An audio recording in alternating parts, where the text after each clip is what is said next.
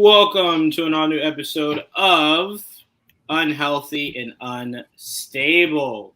We got a very fun show for you guys tonight. Can you guys hear me? You guys can hear me good, right? Mm-hmm.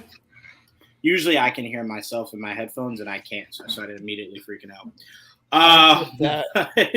Welcome to episode 22. I often forget what number we're at, but we are at number 22. This is going to be a very fun episode, guys. The conversation points that we got for today are not necessarily topical.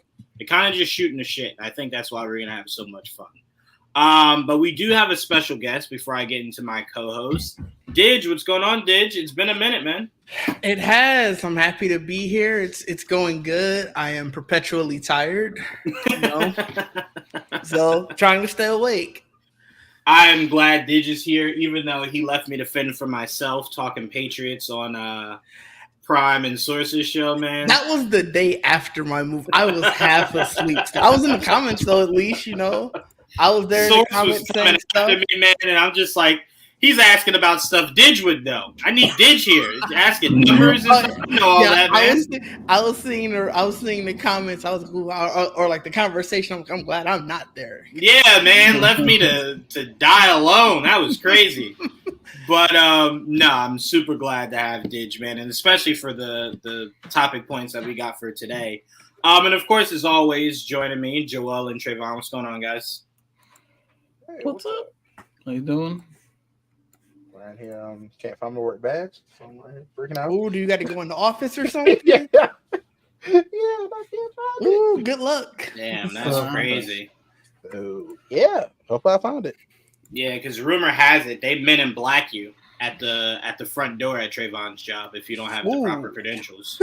So, That's how y'all beat Trayvon? So if Trayvon ain't here the next couple of weeks, y'all, government done got him. The government done got him. Couldn't let him walk away with all them secrets. So, just saying. Trayvon may or may not know where the aliens are located primarily on this planet. Just throwing that out there. Hilarious.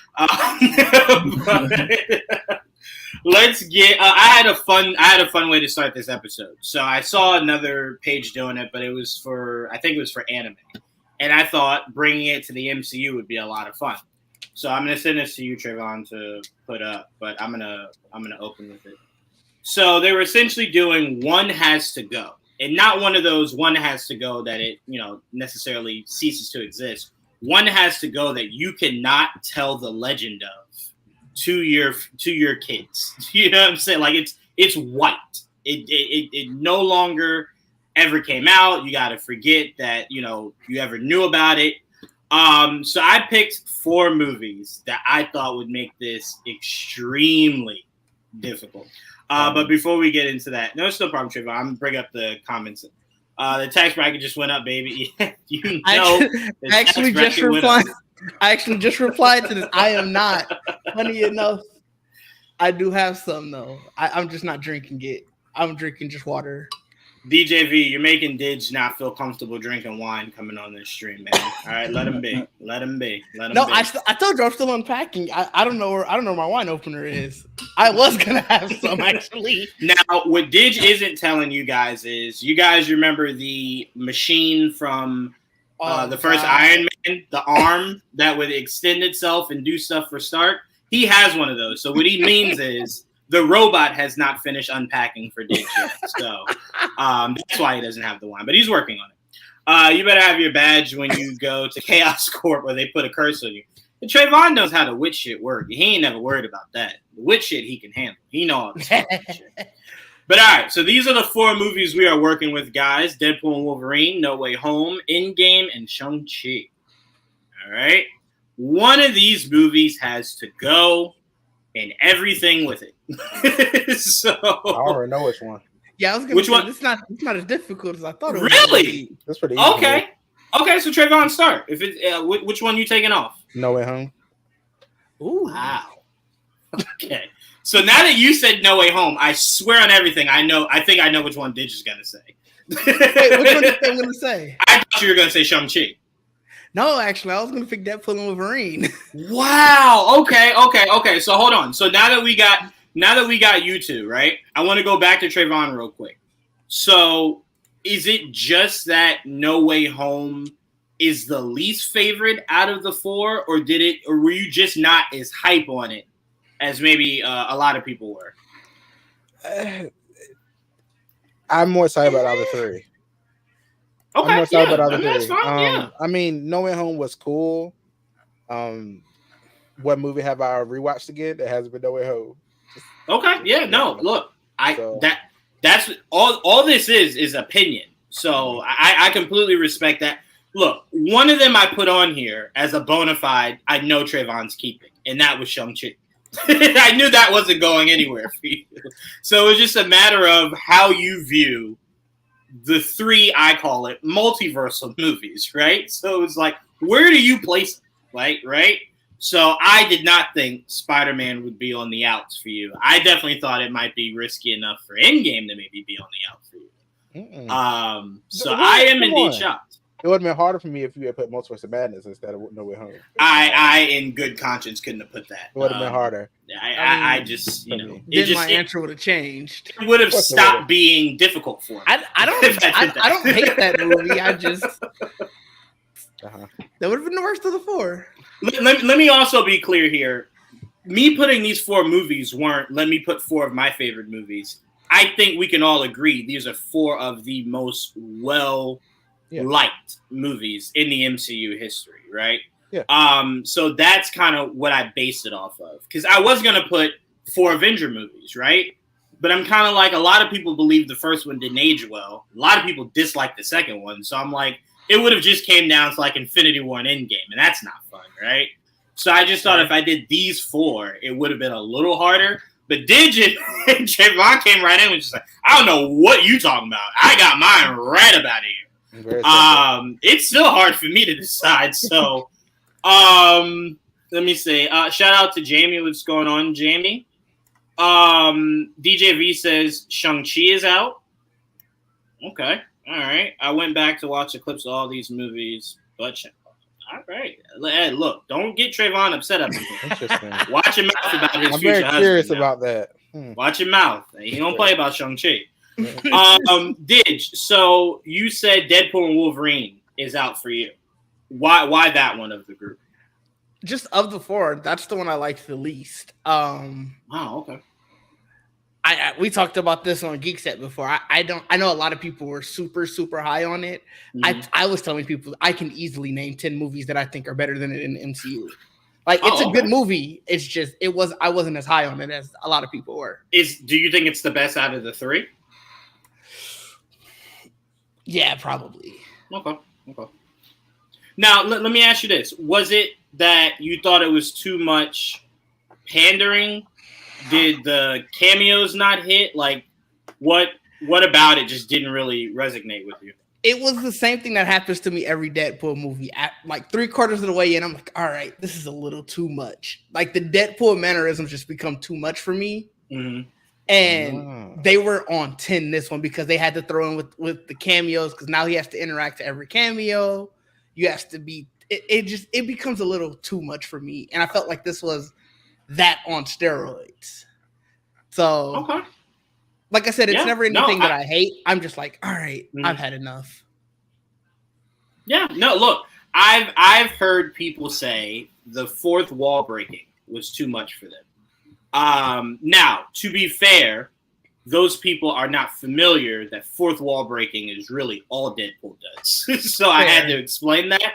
But I have heard people say it was a little bit too much for them.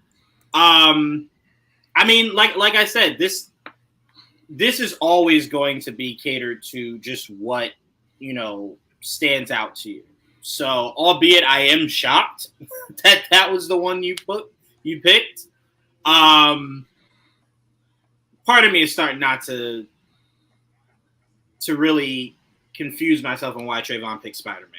I'm now starting to remember back when we were all reviewing Spider-Man. I'm like, no, this is kind of lining up a little bit. That's fair. Like a little bit. I think Trayvon was on the side of like Tia of not liking how it ended with him not remembering. I mean, them not remembering Peter. I hated that. And I remember me and Joel were so steadfast of like, I know it's because a lot of you guys, the MCU is a lot of your knowledge of Marvel, but like Spider-Man needed to be preserved as the one hero. No one knows his identity, right? Like that needed to matter. And obviously now that you bring back in Daredevil and all those characters, it's just nice to have a pocket of the MCU of people that the identities matter, right? Like it's cool to have that. So it was just really, for me, I just felt really warm inside that Kevin decided to bring it back to where Spider-Man should be, which is he's not like what you did with Stark, right? Like Peter shouldn't walk down the street and people are just high-fiving Spider-Man. You know what I'm saying? Like once Peter takes off the mask, he's essentially invisible to the world, right? Like he's the nerdy, geeky kid no one gives a shit about, right? So it's like that's what it should have been brought back to, is its true roots. So for me, that was always my pushback to that. But again, I completely get it. You live in you're watching in a whole MCU where no one has a secret identity. So I get it that, you know, they're now changing it with one of their bigger characters in Spider-Man. You're like, I don't really like that. So I get it. I mean, that was my same issue with Guardians. I was like, come on, get to the MCU, please. Like, why are y'all separate? Hurry up. Well, they were never separate. Their glue was always Thanos. Once you saw Thanos, you knew that was the glue there. But yeah, no, I'm with you. Once they interacted with the MCU, like I remember when the trailer hit at Hall H, and people were talking about how the trailer opened with the Guardians interacting with Thor, and I just remember going, "This is the life, bro." Like the MCU is really starting to fizzle, you know, to bring everything together, and like this is just, it's crazy to think of where we are now in the MCU. But Joel, I hope this is a lot harder for you, or this is going to start to not be as fun as I thought it would be. This is still a fun conversation. No, the conversation is fun. I just thought it would be a lot harder. It's still hard for me. I still don't know which one. But Joel, which one of these are you removing? It is hard for me because I like all of them a lot. So it's not an easy question. But I just have to go based on nostalgia for me. And Shang-Chi has the least nostalgia. There was a lot of new stuff and things they changed to fit the MCU, which I enjoyed. But I enjoyed seeing the characters that I grew up with, like Spider-Man and Wolverine and the Avengers. That meant more to me, seeing them on screen. Like the Endgame was Endgame. You can't match that. Everything I saw in Deadpool, Wolverine, you just couldn't match that for me. And then same thing with No Way Home, seeing all the Spider-Man I watched growing up. And now merging into one movie was insane for me. So as much as I love Shang-Chi, it just didn't hit the same. Not to say I didn't love the movie. I do. It's a personal choice. Yeah. All right, for me, to not drag this out, for me it's Endgame. I'm only removing Endgame because I still to this day believe Infinity War is the superior of the two. I consider them a part one, part two. So I think they're two halves of a whole.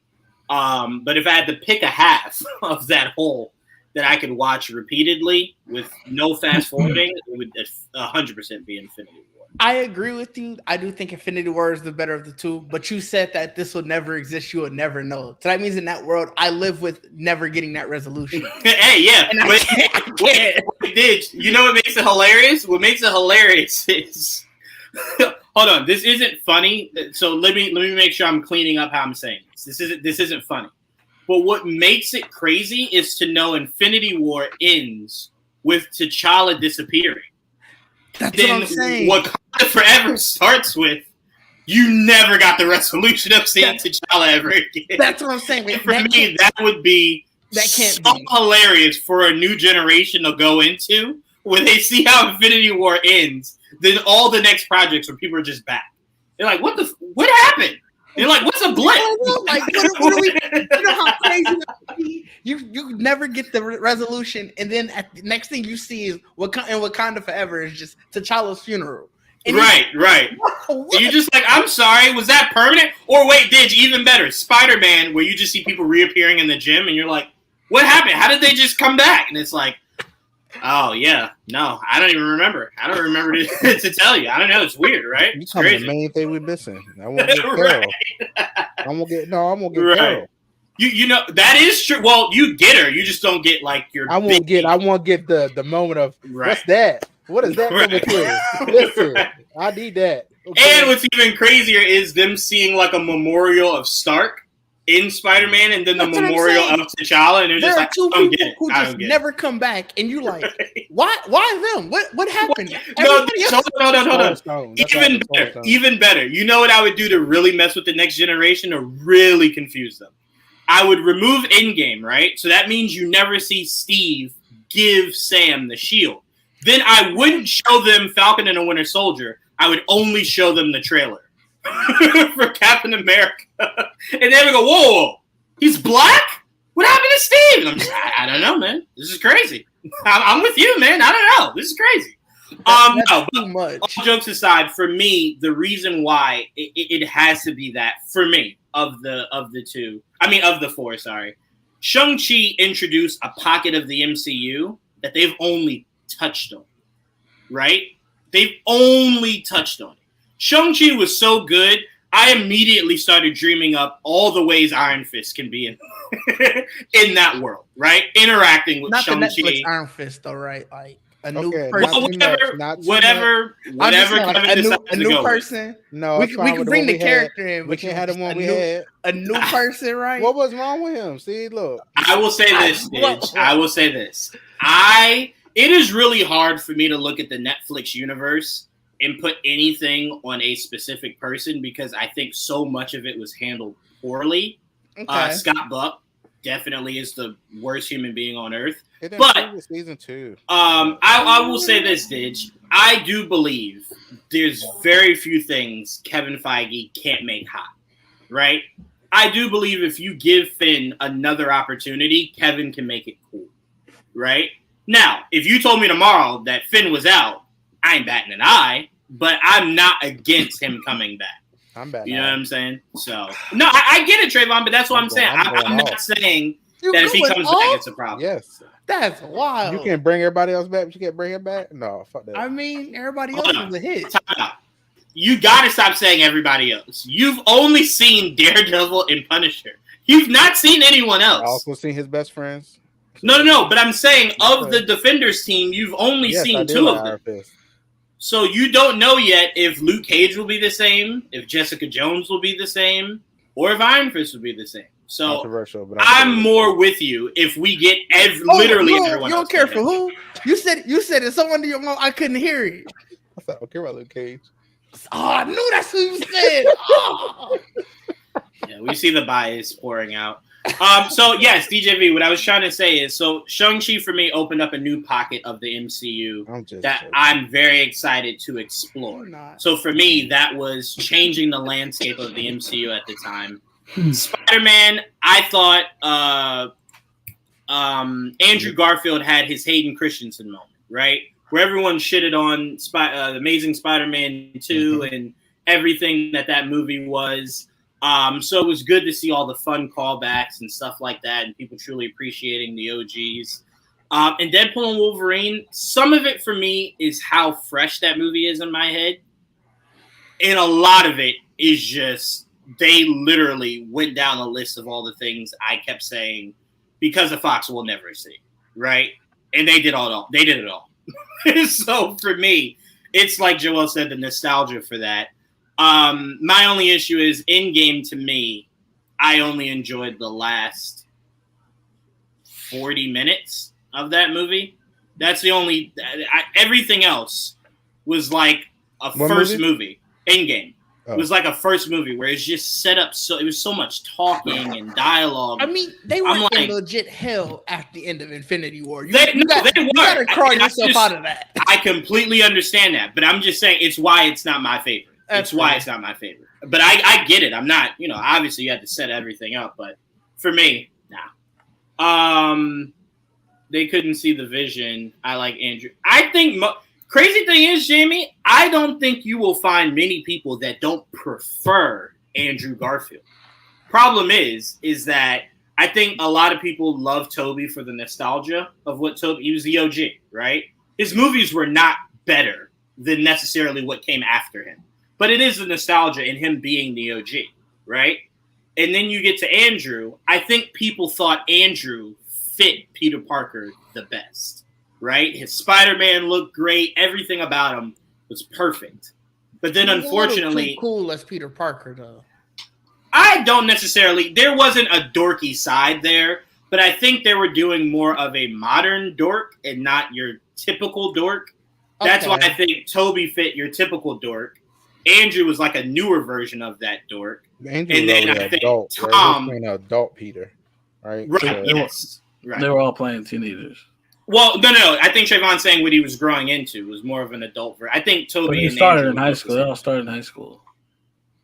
barely though. Andrew was in high school. barely. Andrew was in high school. Yeah. Spider-Man 2 starts with him graduating high school. Yeah. Swear to God, I thought he graduated college. I swear to God.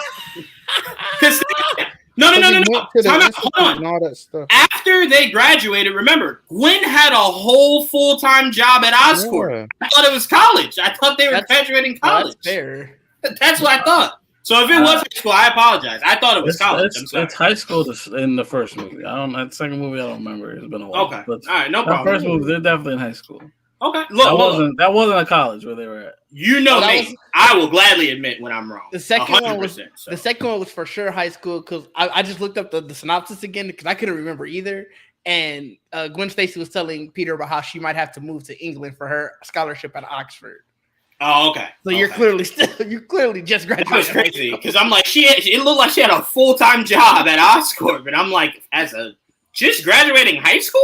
I'm like, that's some shit. Yeah, maybe she was like an intern then. I don't, She might have been. Look, that movie was not all that great. That's what when you were saying that they weren't bad, I was like, ooh, 2 wasn't great. Yeah, I'm like that. But again, I think for a lot of people, like for Tom,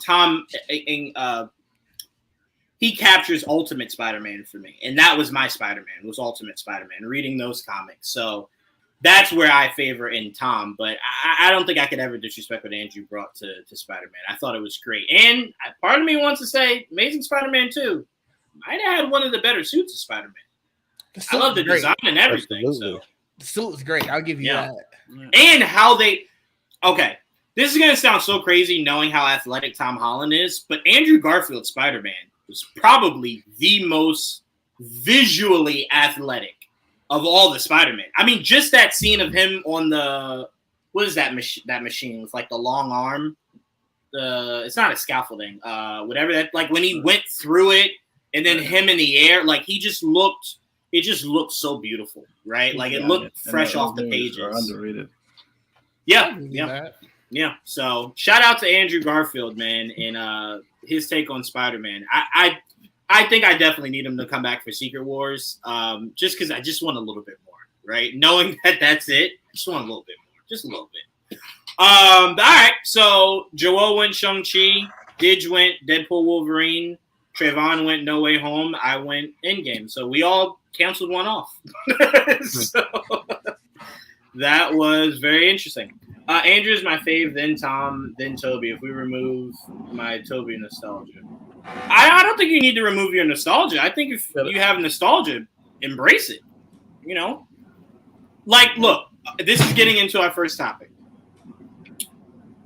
I wholeheartedly believe if and when we ever get a Blade movie, it will be better than the Wesley Snipes Blade movies. Now, it will not erase the fact that Wesley Snipes is the godfather of all this shit, right? Like, it won't erase that. It won't erase the first 10 minutes of that first Blade movie being iconic, right? It won't erase any of that. But with time, things just get better, right? Like, you're able to do more. Like, think about it. When Wesley Snipes played Blade, no one gave a fuck about Blade. I'm sure the guy who created Blade was just like, I didn't even give a fuck about Blade, right? Dang. So it's like, you go to then to now, because of Wesley Snipes, Blade has become such a cool character. So it's an easier path for Mahershala to just come into the role and just amplify it, right? Same thing with Tobey to Andrew, Andrew to Tom. So for me, I don't think you should ever let go of nostalgia. I think it's important so you don't forget where we come from. but we definitely have to embrace where we're going, right? Like, shout out to the original Fantastic Four team, but where we're going is so much better than where we were, right? But you don't forget them because, you know, you can respect what they did. And look, we got Chris Evans as Johnny Storm. That was dope, right? So a lot of great things came from that, but we've gotten better now. We've gotten better now. Toby will always have a special place in my heart. I like his stories the best. Ooh, that's a whole nother conversation we're going to have there, Jamie. Sure. I mean, OG Fantastic Four was great. I will say, though, for now, Toby was the most fleshed out. But that was only because Andrew never got a chance, and Tom is still in his rebuild, right? Like, in his building of his character. But, yeah, Toby had a beginning, middle, and end, you know? Technically, you can say through 3 movies, so did Tom, but it's continuing. He had his beginning, middle, and end, and I thought it was beautiful. I thought it was very well done. But again, Toby's beginning, middle, and end wasn't horrible, but some of those movies were. So to move on to, it looks great like is debatable, Jamie. Ooh. OG Fantastic Four was great. It was Great to me would have to be everything of the movie was on point. I can't forgive what they did to Doom. As much as I love the actor playing Doom, I can't forgive what they did to Doom. I would say good. Great is like, yeah, great is a lot. First one was really good. I think the second one is heavily criticized because all people remember is Galactus. That movie was not that bad. It was so much fun seeing them swapping powers and shit. That Galactus. Right, the cloud.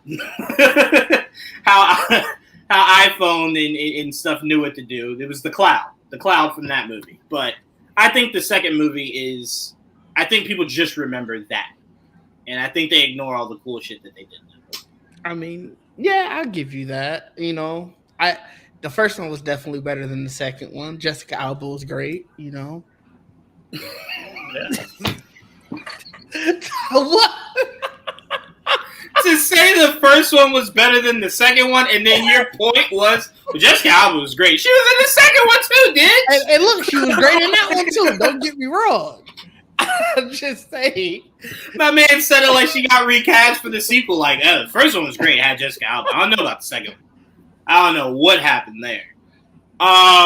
All right, so with this Blade stuff, man, because we got a lot to talk about with this Blade stuff, man. It's starting to become incredibly frustrating. Apparently, Daniel RPK was alleging that the decision on the future of Blade and Armor Wars is coming within the next few months. Oh, I did see that. Yeah, I don't know how that's news.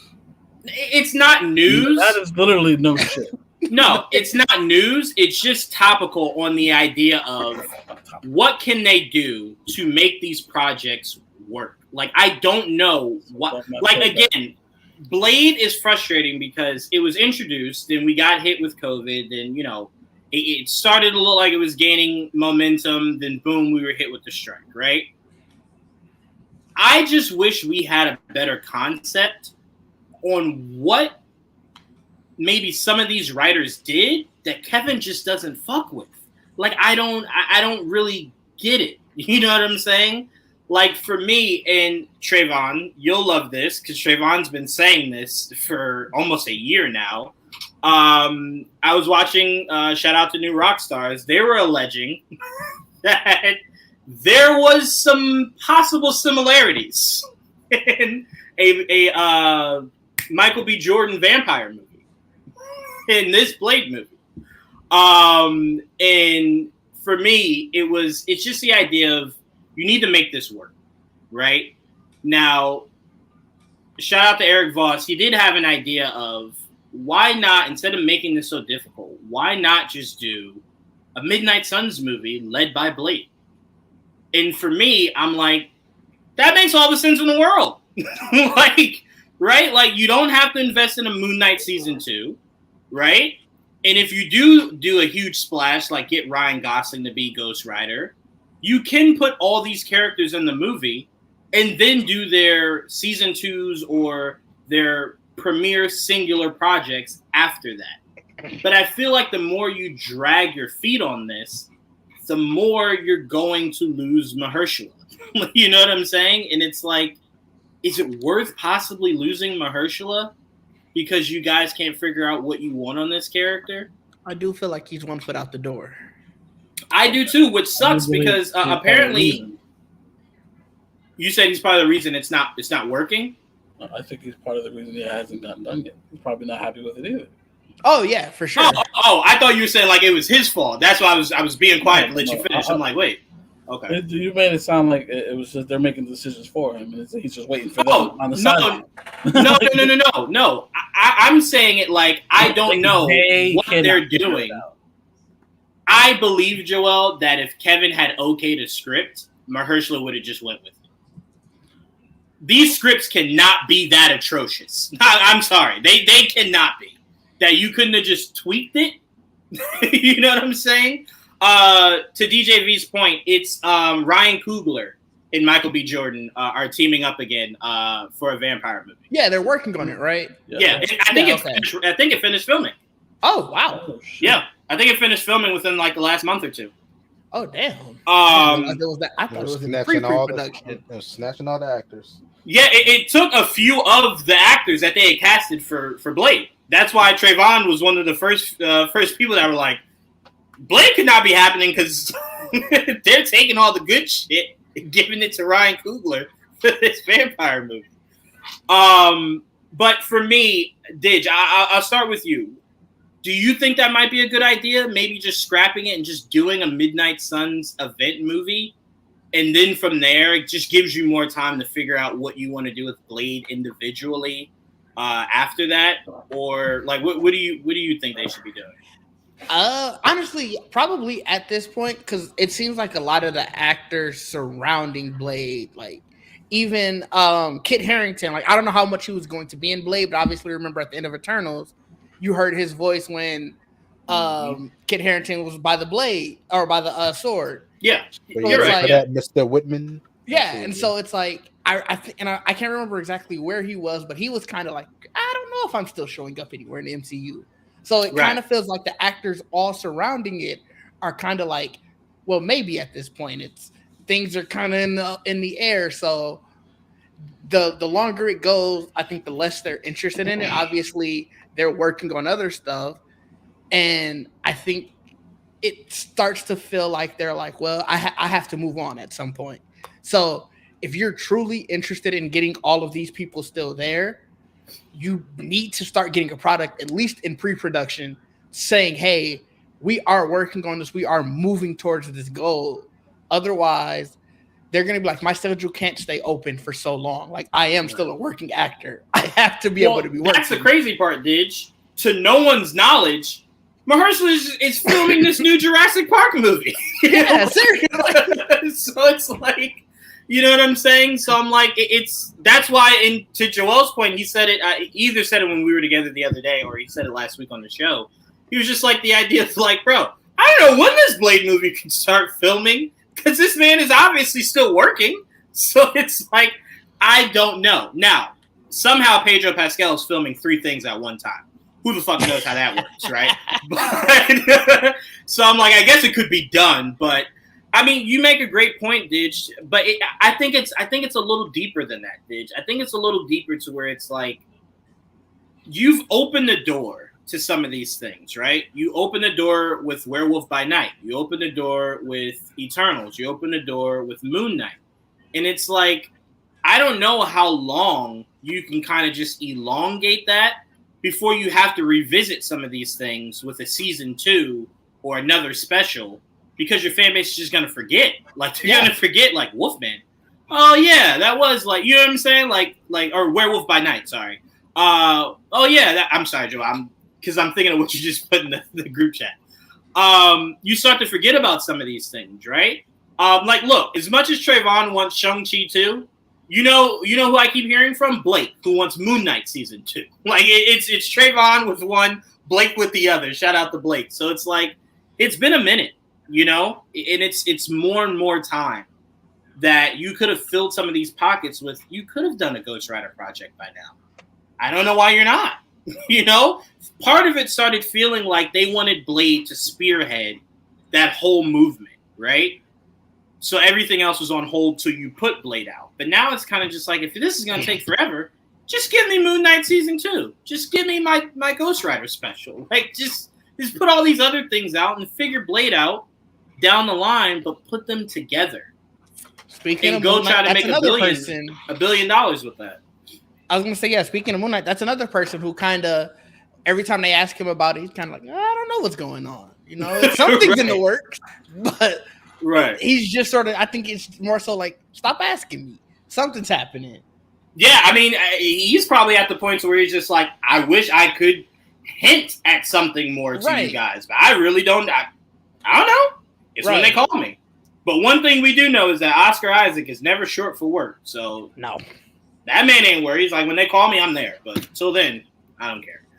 Trayvon, with you being into that whole mysterious world that the Midnight Suns could create, especially with maybe, the idea of maybe Agatha being a part of that, should they go the route of just doing a Midnight Suns event film?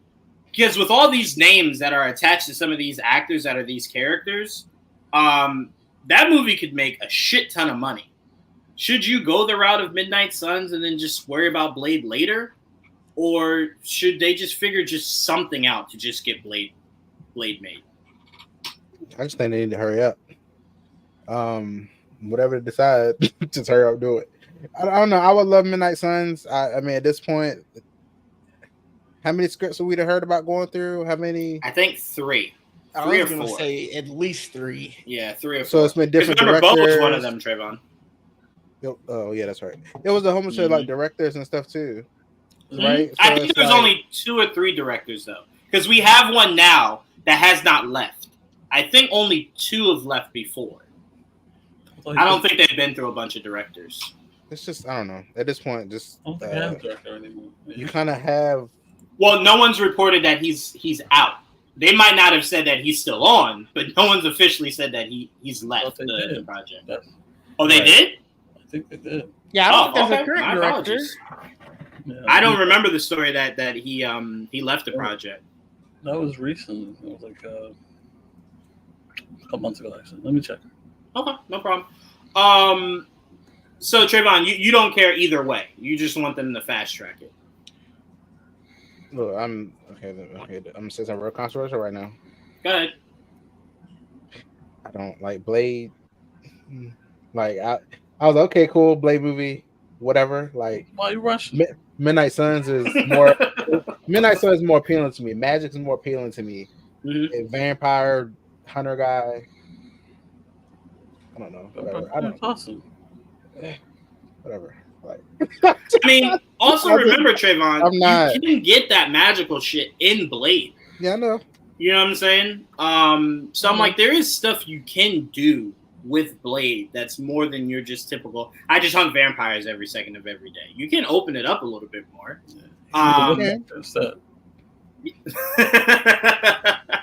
You go hunting for Wandas. No, not interested. No.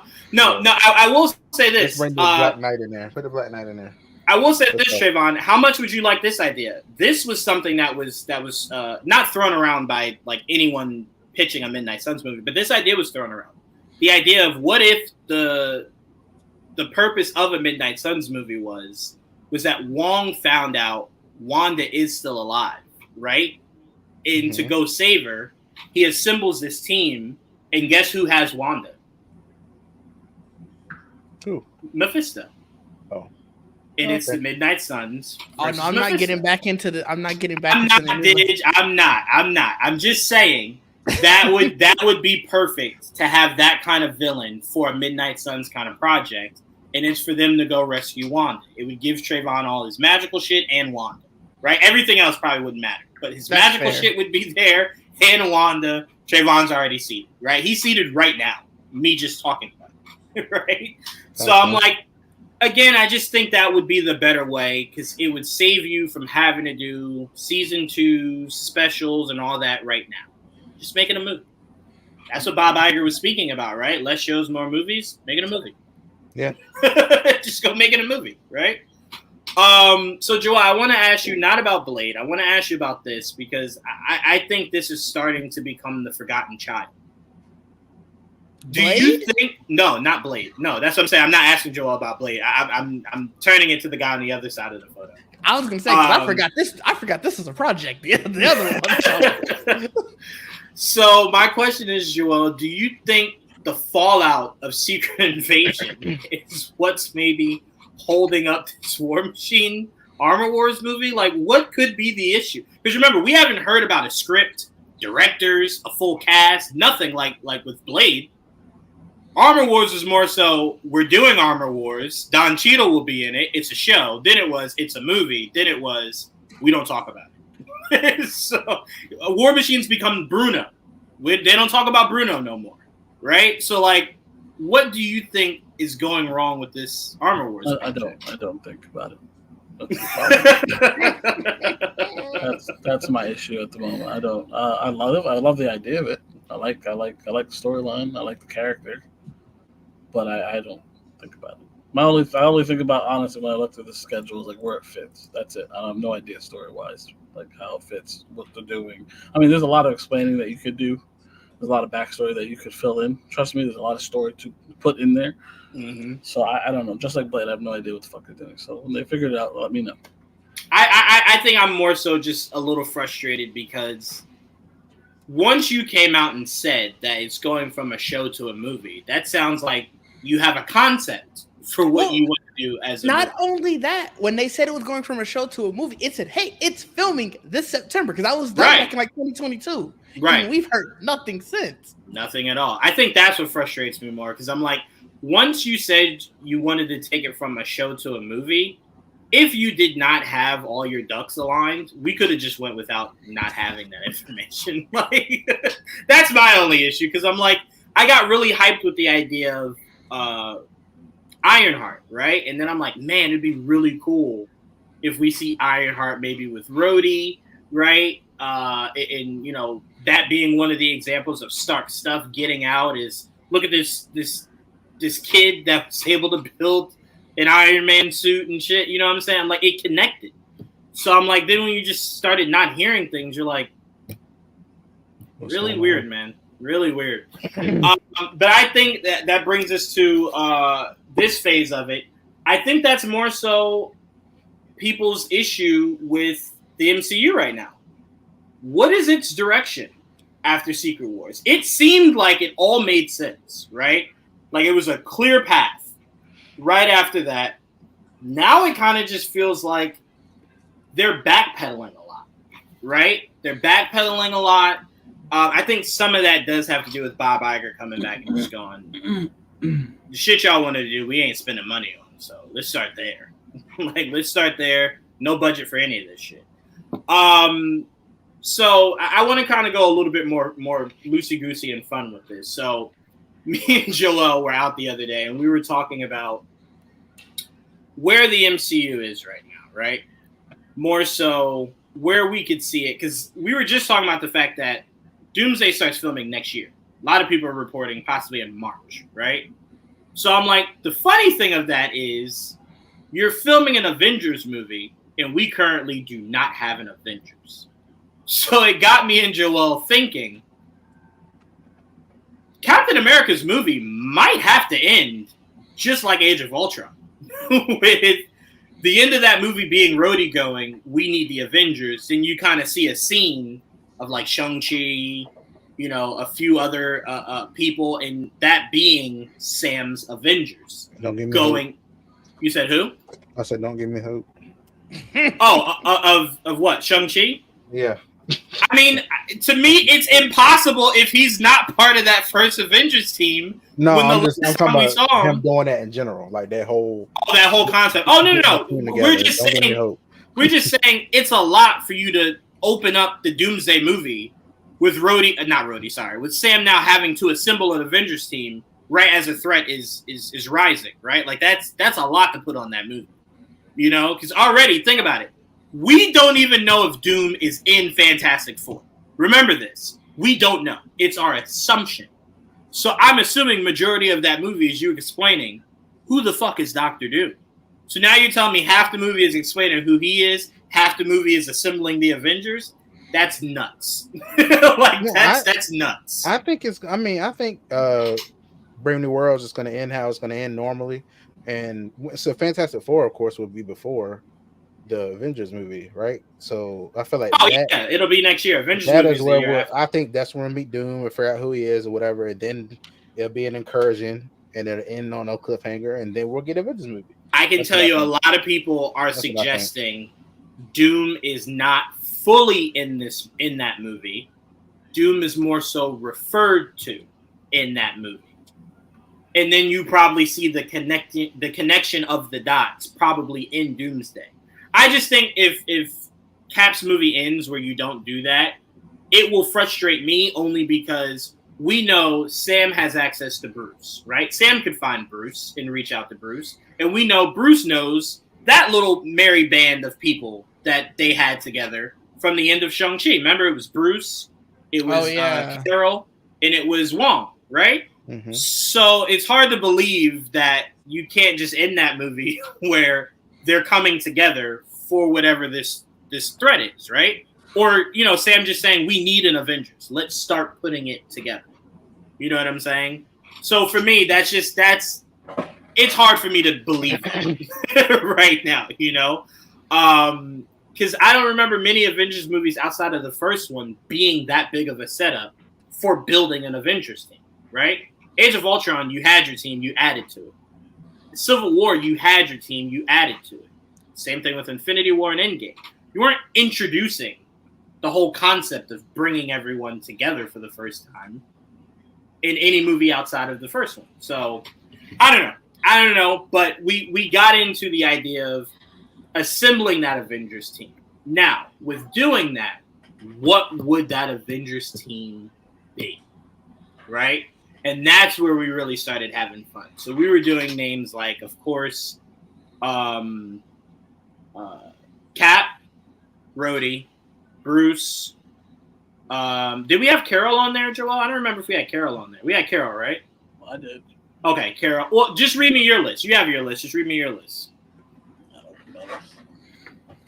But yeah, it's basically what you expect from an Avengers movie. There's a lot of people. Problem is, will it be all one squad? That's a good question. So wait, so pitch that idea, Joel, because you had everyone broken up in subcategories. Well, I broke it up. I just broke up the main Avengers into two teams, the East Coast and the West Coast. And I'm not sure that's something they're going to do in that movie, but I do think it's something that happens down the line. Mm-hmm. And so I just brought up characters that'll probably be recruited. So obviously Cap and Falcon and Thor and Hulk and Captain Marvel and Black Panther and Spider-Man and Doctor Strange, some version of Hawkeye, War Machine, Ant-Man. Well, no. Let's get specific there. I think for the East Coast Avengers, it will be Kate. I think for the West Coast Avengers, it'll be Clint. I think Kate is part of that Young Avengers thing if they ever do that. Wait, say that part again. Sorry, say that part again. Ignore me? No. I got a message as you were saying it, and the ding was loud in my ear. I said I think Kate will be part of that Young Avengers thing they do. Oh, okay. That's why they're separate. But so there won't be a Hawkeye on that Avengers team. He said he's once Clint said, Jeremy Renner said he was ready to come back, and if they bring him back, I don't expect him to have a big role, but I can see him being there, even if it's just a mentor role. Yeah, that's definitely what it would be at that point. Let him be the man in the chair. War Machine. No, he needs to be active in the Avengers movies. Come on, Didge. He doesn't need to be active after that, but if the world's ending, that man does not need to be a man in the chair. That's crazy. He just sent Kate out there. No. Well, no, Kate will be out there, but all hands need to be on deck. No, he can be. I'm gonna teach you all the tricks that you didn't know. What you got against Clint? Hold on. He done his time. Let him relax. Hey, apparently relaxing is not what they do over there. All right, man, did all that fighting to get back to the farm with his family, y'all trying to send him right back out. That Hawkeye. We're just he gotta say the word for his family. What you mean? Yeah, I was about to say the world end. What does spending time with your family mean? That's true. It's not wrong. I tell you what, as we all float into heaven, I'd be mad as fuck looking over there like, wait, Clint? You're alive? Yeah, man. Where the fuck were you? What Spider-Man said? The fuck was my family? No, dog. Spider-Man said I can't be a neighborhood Spider-Man if there's no neighborhood. Yeah, exactly. Yeah. Can't be no dad if there ain't no kids. Get out there and save the earth, man. Come on, man. Save our universe. Crazy. So Didge is telling us, y'all, that if he was a superhero, when he retired, that's it. The whole city around Didge could be collapsing. And he like, I'm retired. He set him up for a protege to take over the reins once he was done. Y'all better put y'all faith in Kate Bishop. His kids and wife all looking at him like, so you're not going to go help? Yeah, hell yeah. Hey, you just going to sit here? That's wild. Well, no, Didge, let me, because I don't want to, I want to make sure I'm highlighting what you're saying, because what you're saying is true, but we all agree with you. Yeah. We're not saying outside of an Avengers movie, do we ever need to see Clint holding a bow and arrow? Only in these two Avengers movies are we saying. After that, yes, please go back into retirement. It's Kate's world we live in now. But in an Avengers movie, that'd be crazy as hell. Because, I mean, think about it. Thor can say that shit. I'm off world. That's your problem. No, Thor ain't got, we ain't got a Thor 2. Like, we do have a Thor protege. Technically, it's Valkyrie. Valkyrie's the movie. Go fight. Go fight. You know why Clint gonna be out there now? He don't want no surprises. He don't want no surprise Dustin. Like last time. You know what? No, that's fair. That's fair. He know what the hell going on. Yeah, that's fair. That is true. I'm not sitting this one out. Yeah, that man was in the middle of a whole barbecue with his whole family just gone. He's like, what was going on? Like, he said, nope, will not repeat that. Will not repeat that. Like, yep, hell no. That is fair. That is very fair. Yeah, exactly. Thank you, Jamie. Thor got a whole daughter now. That man could fully retire. I'm just saying, he hasn't though. He could, but he hasn't. Him and his daughter be out here fighting. Technically, Clint has not said. Well, Clint did say it a lot. Never mind. Technically, he didn't say retire, but he did. He said a lot. Clint is the Brett Favre of the MCU. He retired a lot. He retired in Ultron too, but he came back. He retired a lot.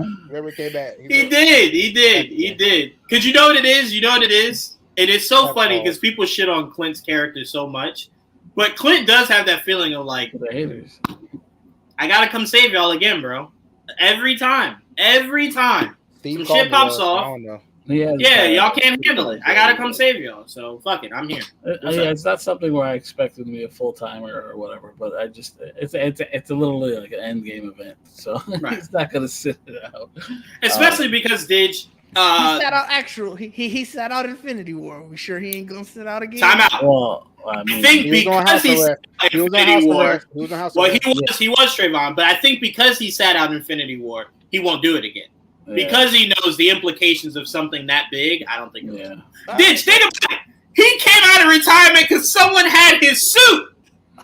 If the world's ending and that motherfucker sit home, I'll be mad as hell.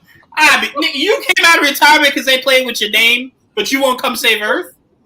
Now, look, this time I feel like it'll be a big-ass incursion in the sky. His family be like, you see? Yeah, you're not going to go? Call your friend. He gonna be, man, these steaks looking great. He gonna flip that next steak on the grill. No. As the camera pans to the scene of Hawkeye, you're gonna see Hawkeye hanging up. It's gonna be clear to us before the end of the scene. Clint was called by Didge, and Didge said, "Fuck Earth, stay retired." Kate's got it, right? And then it'll pan to Kate, and Kate will be like, I don't know who the fuck Didge is, but please come help us. Kate be like, I ain't got it. You got 1,000 messages from Kate. Bro, Kate's gonna be like, bro, there's this villain here that looks just like Tony Stark. Please come help us.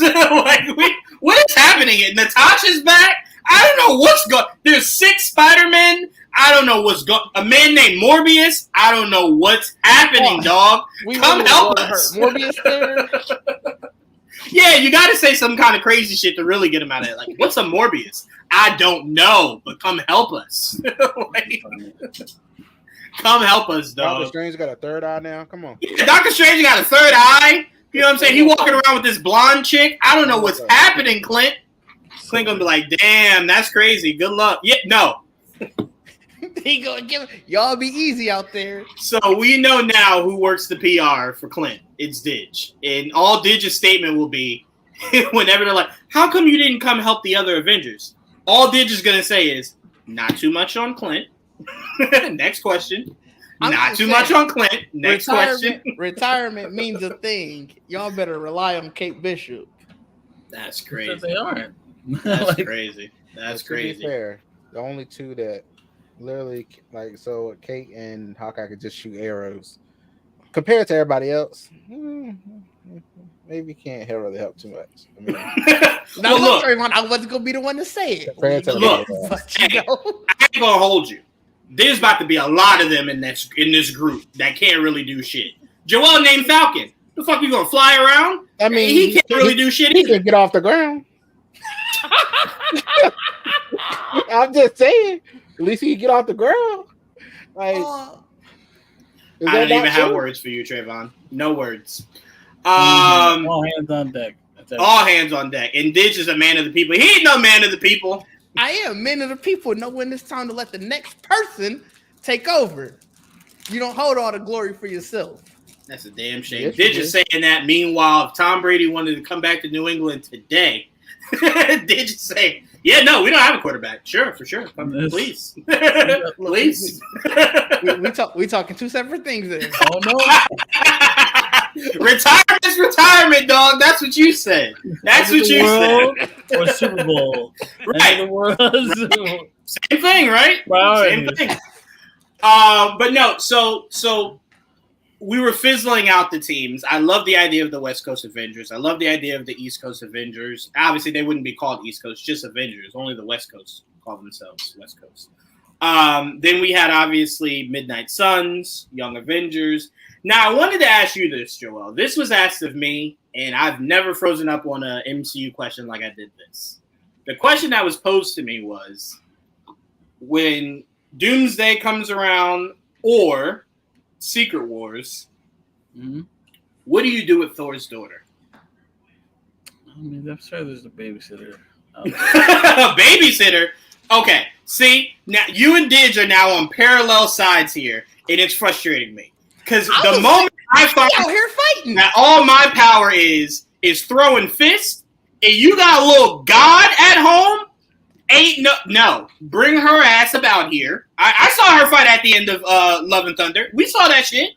Bring her little ass out here. She a god. Bitch, I throw sticks and darts out my wrist. Come bring her ass out here and help me. You crazy as hell. Hell no, world ending. You talking about a babysitter? Bring your ass out here. Did she literally come from eternity or some shit? Yeah, she a god. In the full term. Wasn't she carrying Stormbreaker at the end? Like she had it now. Yes, and Joel talking about go sip some apple juice in the corner. Be in the front lines. You crazy as hell. My only issue is like there's a lot of fucking characters. I don't have room for that. Girl. There were so many to make room, dog. Joel was still going through his list when we broke off talking about Hawkeye. Yeah, we ignored the rest of the list. I will wait. So you don't want to make room for her on Young Avengers? No, I don't. Dang. I hate to see it. They don't need her. They don't need nobody else. They got her. Dude, there's already enough characters in that group. I don't. She's just so unnecessary. It's ridiculous. Look at him. Well, I don't think y'all they got to figure something Chris Hemsworth, he ain't coming back if she not coming back. Who? Chris Hemsworth, he not coming back if she not coming back. I doubt that. That next movie, because you can't not unless you tell me she went to go live in New Asgard, a normal life. I'm not saying erase her from history. I'm just saying I don't need her as a full-on member of whatever the fuck they're doing. That's all. I tell you this though, Joel. Asgard could use the hands too. I tell you this. If you don't need her in the whole big thing of what they're doing, no problem. But her ass better be wherever Thor is. Wherever Thor is, her ass better be right there.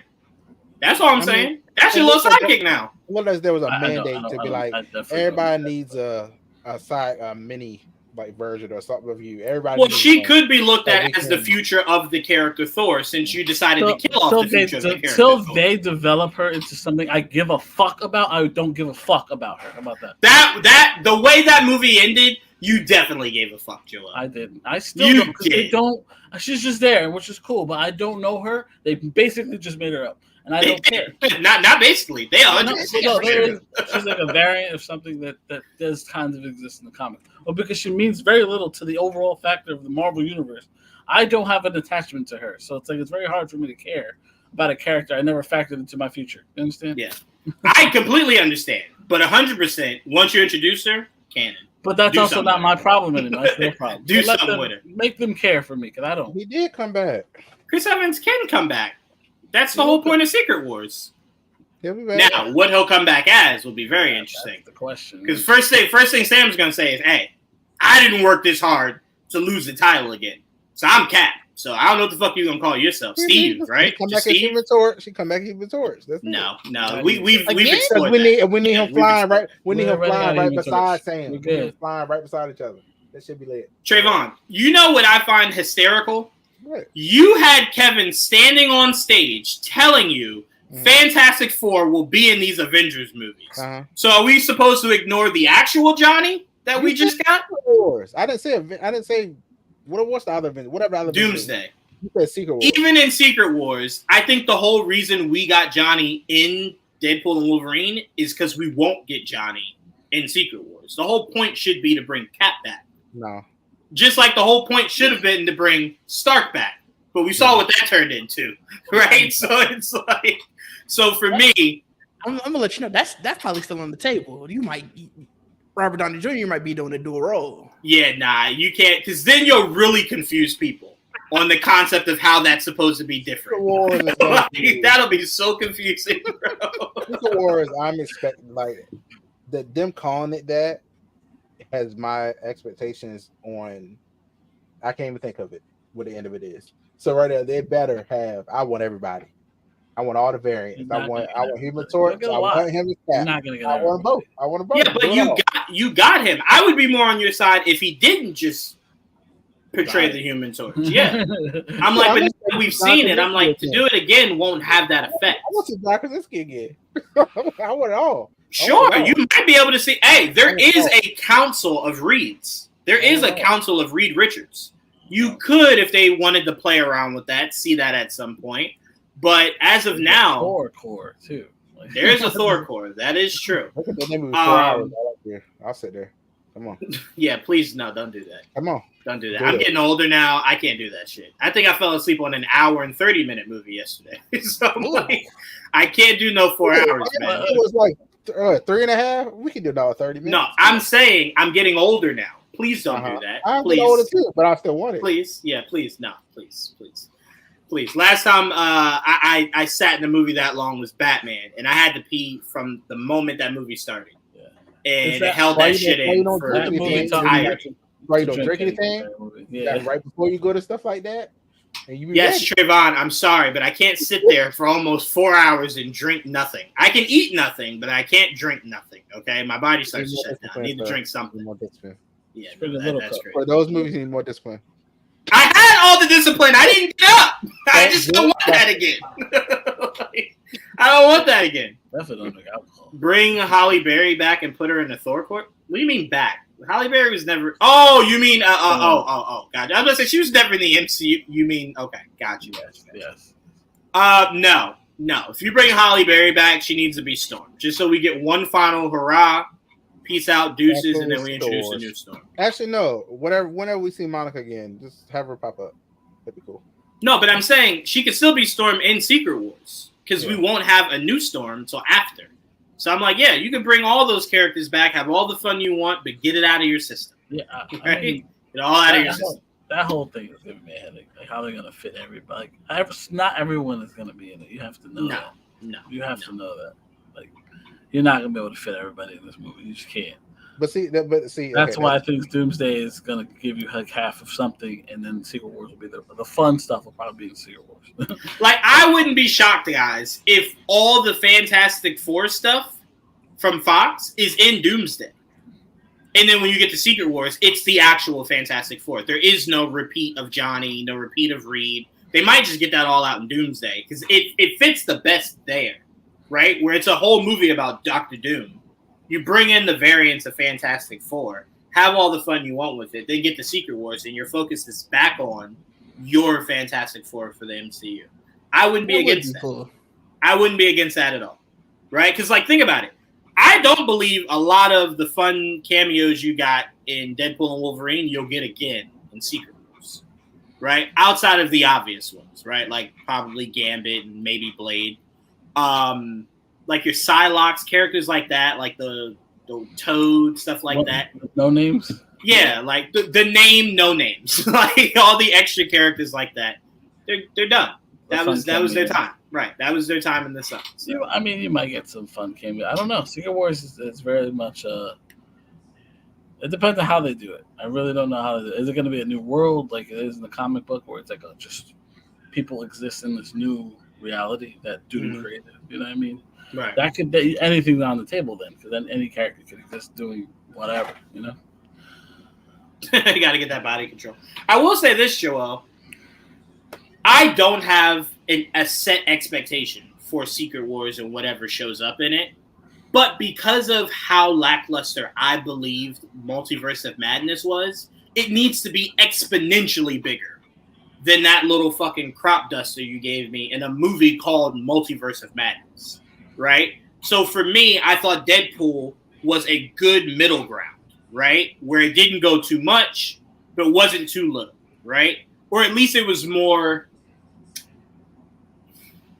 You kind of got a lot more fun with the other cameos rather than just giving me 4 people, right? And then they die. You know what I'm saying? I got to sit with it a little bit longer and actually have fun with it. So for Secret Wars, my expectation is higher, but it's not unrealistic. You know what I'm saying? It's not unrealistic, but there does need to be a beginning, middle, and end. And I thought Multiverse of Madness is the start. Deadpool and Wolverine was where that went. And now Secret Wars needs to amp that shit up. Now, whatever their version of amping up is, no problem.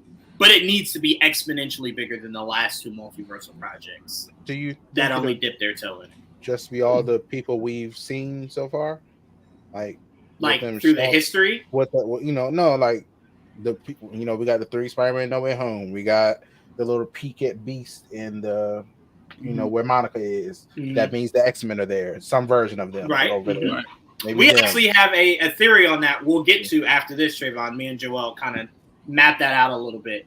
And all the stuff in Deadpool Wolverine. Maybe that's all, everything we've seen there. Those are all the characters we'll see again. Or in Multiverse of Madness, the other universe. We'll get more because I find it hard to believe you won't get Nicolas Cage's Ghost Rider.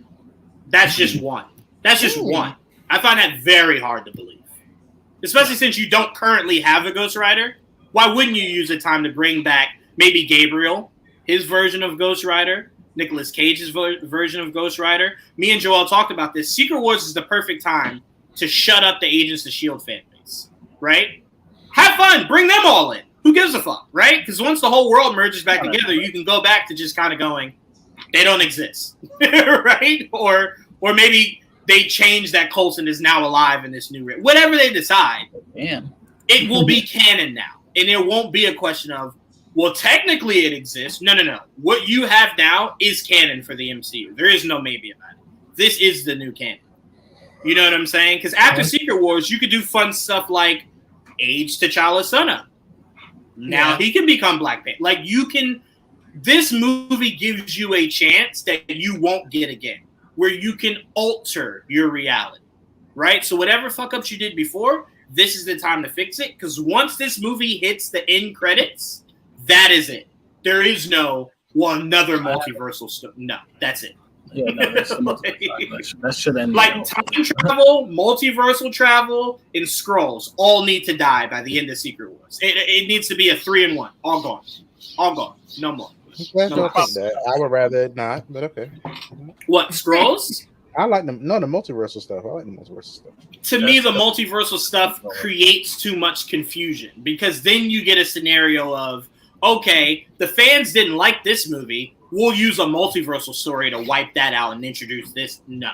No. Whatever you put your name on going forward, we're gonna have so many of them. This is the saga to do it. After that, we don't need to see more. And I think what makes it even worse, Trayvon, I just listened to someone saying this the other day. What makes what Marvel's doing right now with the multiverse exponentially worse and why it needs to end as soon as possible is you're getting other franchises wanting to do multiverse shit, right? So it's like now you're getting multiverse outside of just the MCU. You're going to water it down. And your audience will not be receptive to it. And that's the problem. People were getting tired of it already. And that's like... Also true. No, I'm not going to be wrong. It hits every time there's a fucking movie. It hits. Like, good money. No Way Home made money. They make money. Like, the nostalgia hits like fucking butter. Like, it works. But I think Secret Wars is where it should end because you need to focus on just building what you have the right way going forward. And setting it in stone. Right, yeah. Now you have all your characters. You don't got to play around like fake it. You got everybody Spider-Man, X-Men, Fantastic Four. Just go forward. And I'll accept that if they figure out how to do X-Men, like explain it where I'm not like that's bullshit. Well, we told you already. The best way to do it is a new reality. They've always been here. Right. That's the only way to do it. That's what a soft reboot does. Trayvon, that's the only way to do it. You can't. It's never going to be clean. Like it's too late. Like you're going to have to accept something that's kind of bullshit. Yes, 100%. And do you agree that's the only way to do it? Is that now in this new reality, they've always been here, and now you could do things like have flashbacks or have prequel movies heading into, the new movies. You know what I'm saying? Yeah. So you could do you could have after Secret Wars, right? A movie called Wolverine. Right? Or whatever Weapon X, or whatever you decide to call it. And it is the origin of James Howlett, right? Where you even go as far back as Dum Dum Dugan and fun shit like that, like putting memories in the MCU. You know what I'm saying? It gives you a chance to now implement those memories into the MCU. Reality. That's the whole point to me, that's the whole point of Secret Wars, is to basically do what DC did with Crisis. In the right. Like put it on. It's the smartest way to now, like you were saying earlier, it's the smartest way to now bring what's the new MO. This is the world now. Yeah. And like I said, it's gonna kind of be bullshit, but it's just because there's no other way to do it unless you were doing a complete reboot and you're saying nothing else matters. We're starting from day one. You have three options. You completely reboot from scratch. Right. You accept the soft reboot as, with them bringing in everything else, like they were now with new history. Or those Fantastic Four, X-Men, and Avengers stay separate on separate Earths. Yep. I'd rather not have that. Right. That would be very counterproductive. Because then at that point, I'd be very much just like, well, just end the Avengers here, right? Like all of our OGs are dead. I don't really know where you narratively go with the rest of these teams. As scattered as they are. Yeah, if you're not incorporating all these new characters into one world, what's the future here? Yeah, exactly. So to me, that's not even an option. So it's only you either hard reset it or you somewhat reset it. And I think the somewhat is where we all are, right? That's the middle. That's the middle ground for everyone. The X-Men, Trayvon, look, Trayvon, unless you can pitch it to us in a way that's not a soft reboot, that you can sell us on the X-Men being here this whole goddamn time, I don't know another cleaner way to do it than to just say in this new reality. They've always been here, same as the Fantastic Four. They're not new. You know what I'm saying? I think you got to look at it to where in this new reality, they're new to the viewers, not to the universe. You know what I'm saying? So like in that reality, Sam's cat might have already, had an interaction with Reed Richards. You know what I'm saying? Or Charles Xavier. It won't be new to them. It'll only be new to us as the viewership. Right. That's why I was saying you could do something fun like T'Challa is dating Storm. You could do fun shit like that, right? And then we just get the backstory on how that happened. You can age up the new T'Challa, and you don't have to really bring him back to life. You know what I mean? Right. You just age him up. There's a lot of things you can do. Is there a specific way you wanted it that didn't seem bullshit to you that could work? I just can't wait to see how they do this. That's all. I mean, we're with. Look, from the moment they acquired Fox, this has been our thought process of how do you do this in a way that won't make us very angry, and that was, I believe, universally the way we all coped with it. When we found out that they were probably heading towards a Secret Wars, we were like, "That's where you do it. Yeah. That's where you do the soft reboot. That's where you integrate it. They've always been here. We're good." Yeah, we're good. You can't have a Captain America movie that's literally coming out next year, finally introducing adamantium now. Right. So that means Wolverine didn't have it. Like, you know what I mean? Right. Exactly. That's why it's cool to introduce it to the audience now. So when you do a Wolverine movie down the line, the idea of adamantium isn't new, right? They've already heard of it numerous times. No, people that know Wolverine know.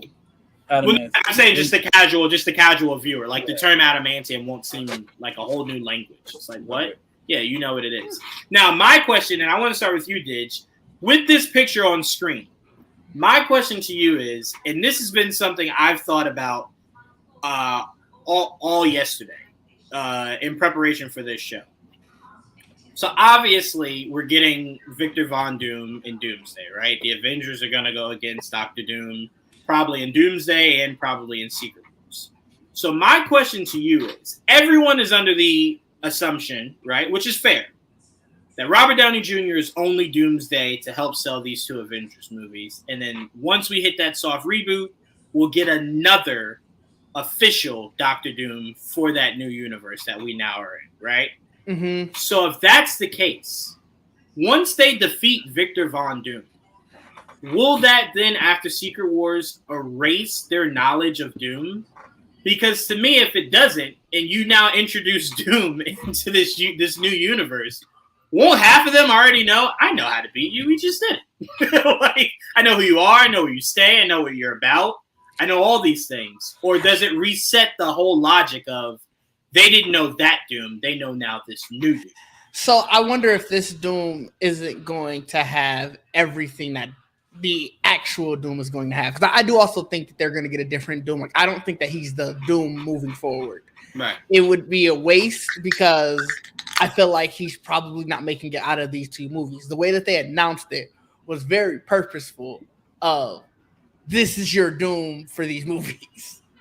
Right. So I almost think that like he's not going to have everything that a true Doctor Doom is going to have in his arsenal. Mm-hmm. And that's where the difference comes. Like because then you get I do feel confident. Oh, we beat Doom before. I know how to do this. And then when it doesn't work with the true Doom, you're like, okay, wait. What's different here? What's going on? And now you can create a whole new layer to the story.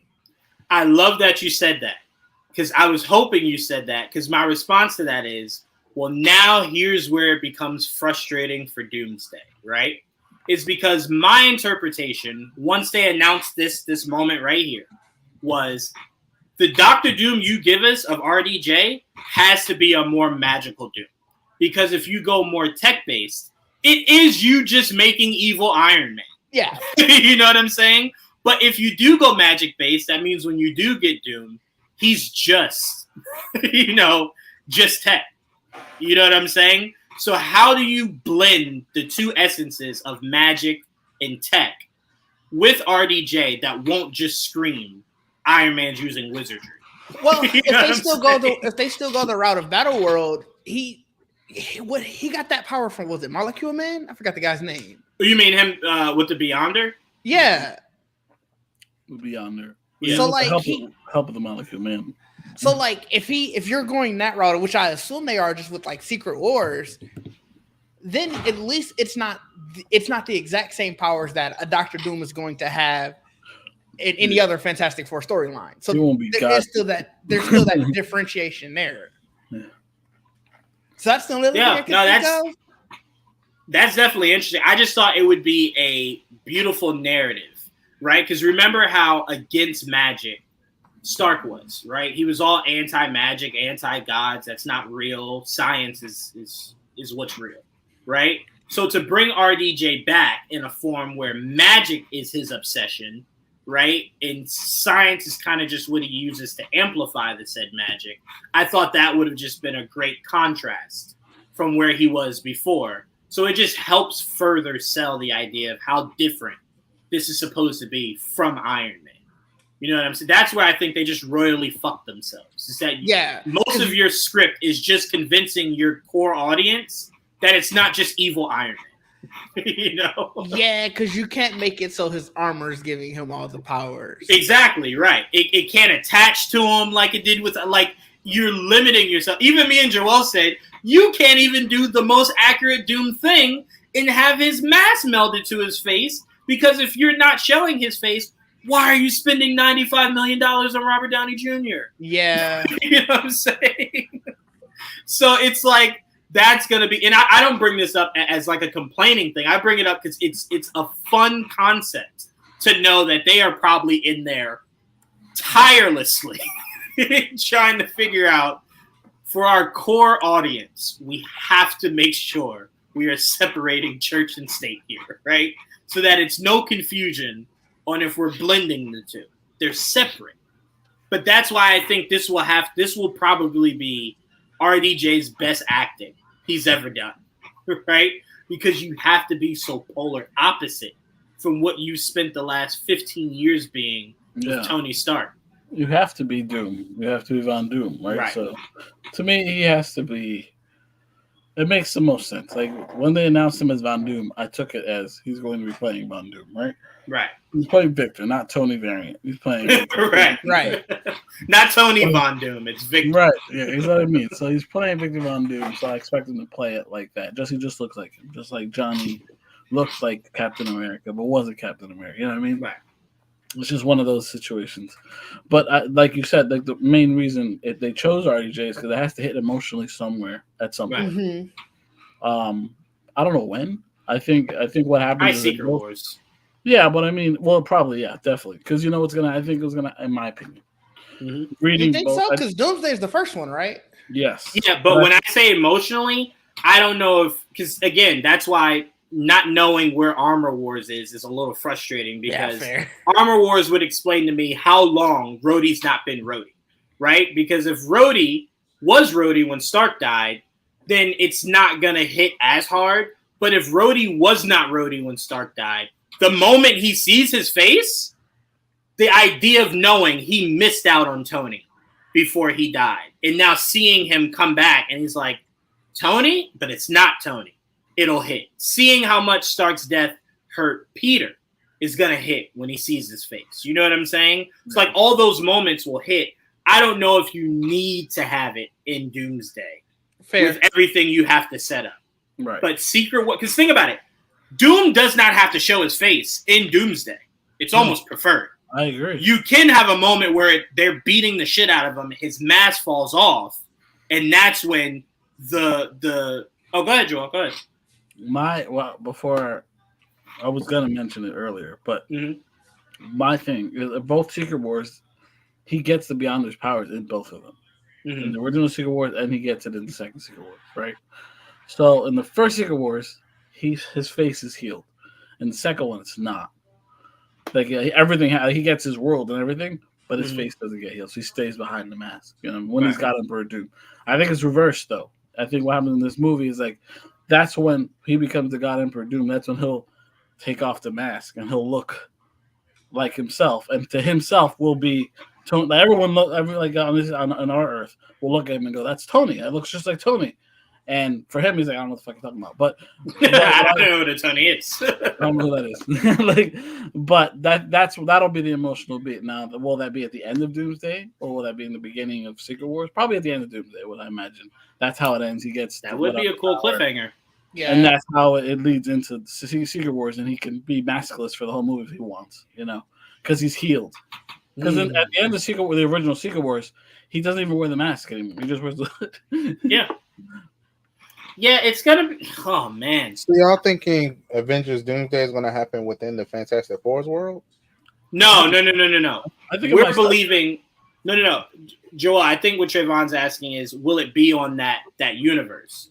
No, I think what we're saying is that he comes from their universe. That's where that Doom comes from. But I think a lot of the fighting will happen in the 616. I think it'll be everything's gonna merge into the 616. That's the problem. My only thing is like by the time you get.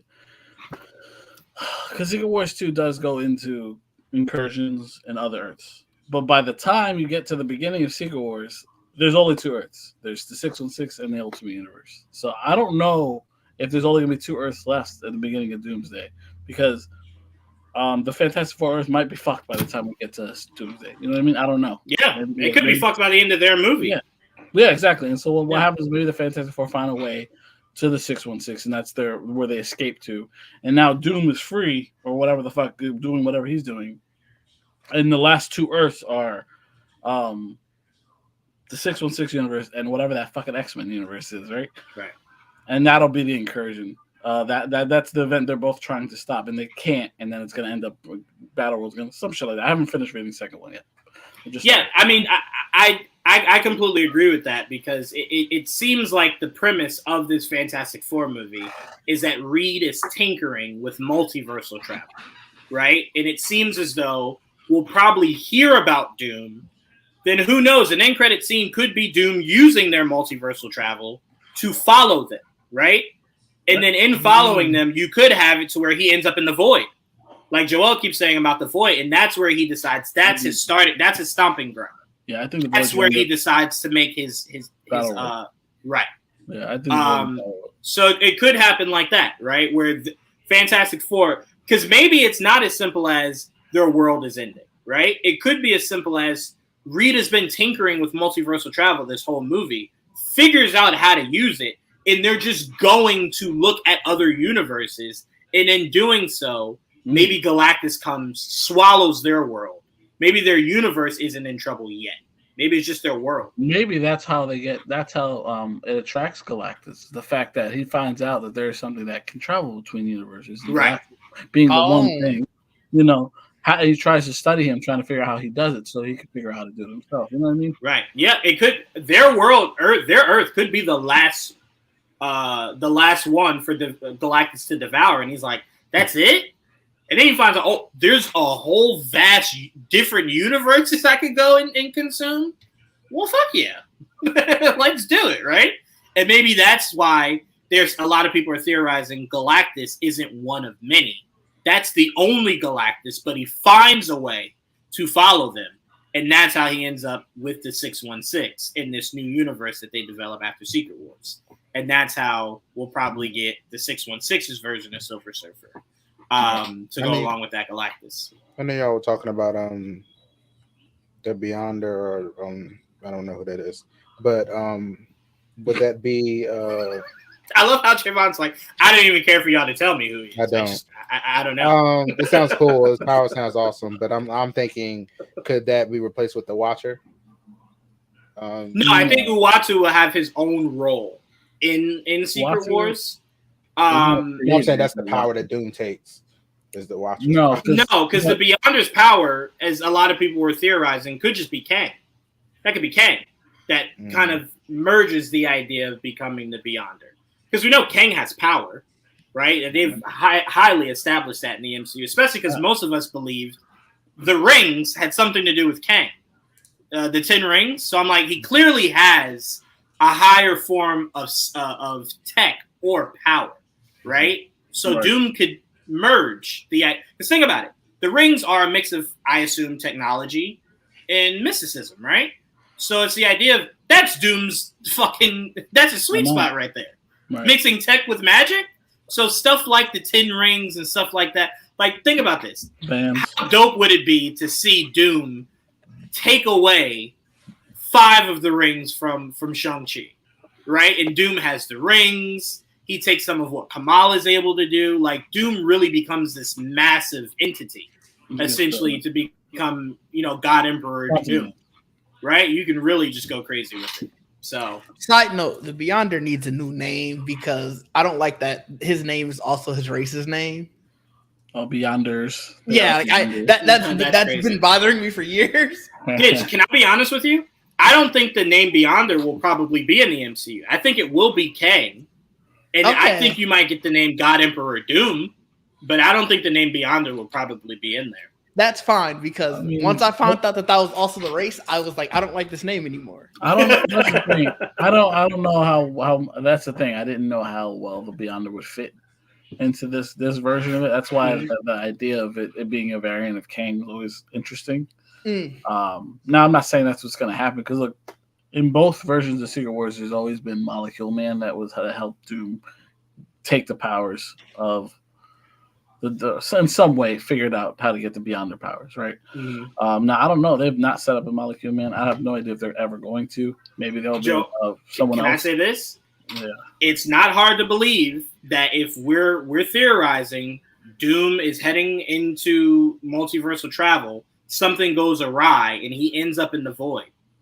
You know how they can connect this all, Joel? No. We don't know where Kang went at the end of Ant-Man Quantumania. Oh, yeah. That machine could have taken him into the void. Yeah. So in the void, he could have enslaved someone like a Molecule Man. And Doom is kind of the freer of the void, right? He's looked at as the hero of the void.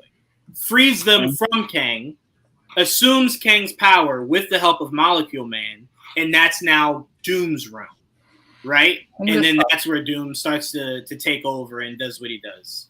But they could also, yeah, that's possible. I mean, they could also do a version where there's a substitute, so they don't use Molecule Man. Maybe they use Wanda if Wanda comes back by then, and they can use her reality bending abilities to basically replace what Molecule Man does. They can do with Scarlet Witch if they wanted to. So you're thinking maybe when she disappeared, she went to the void.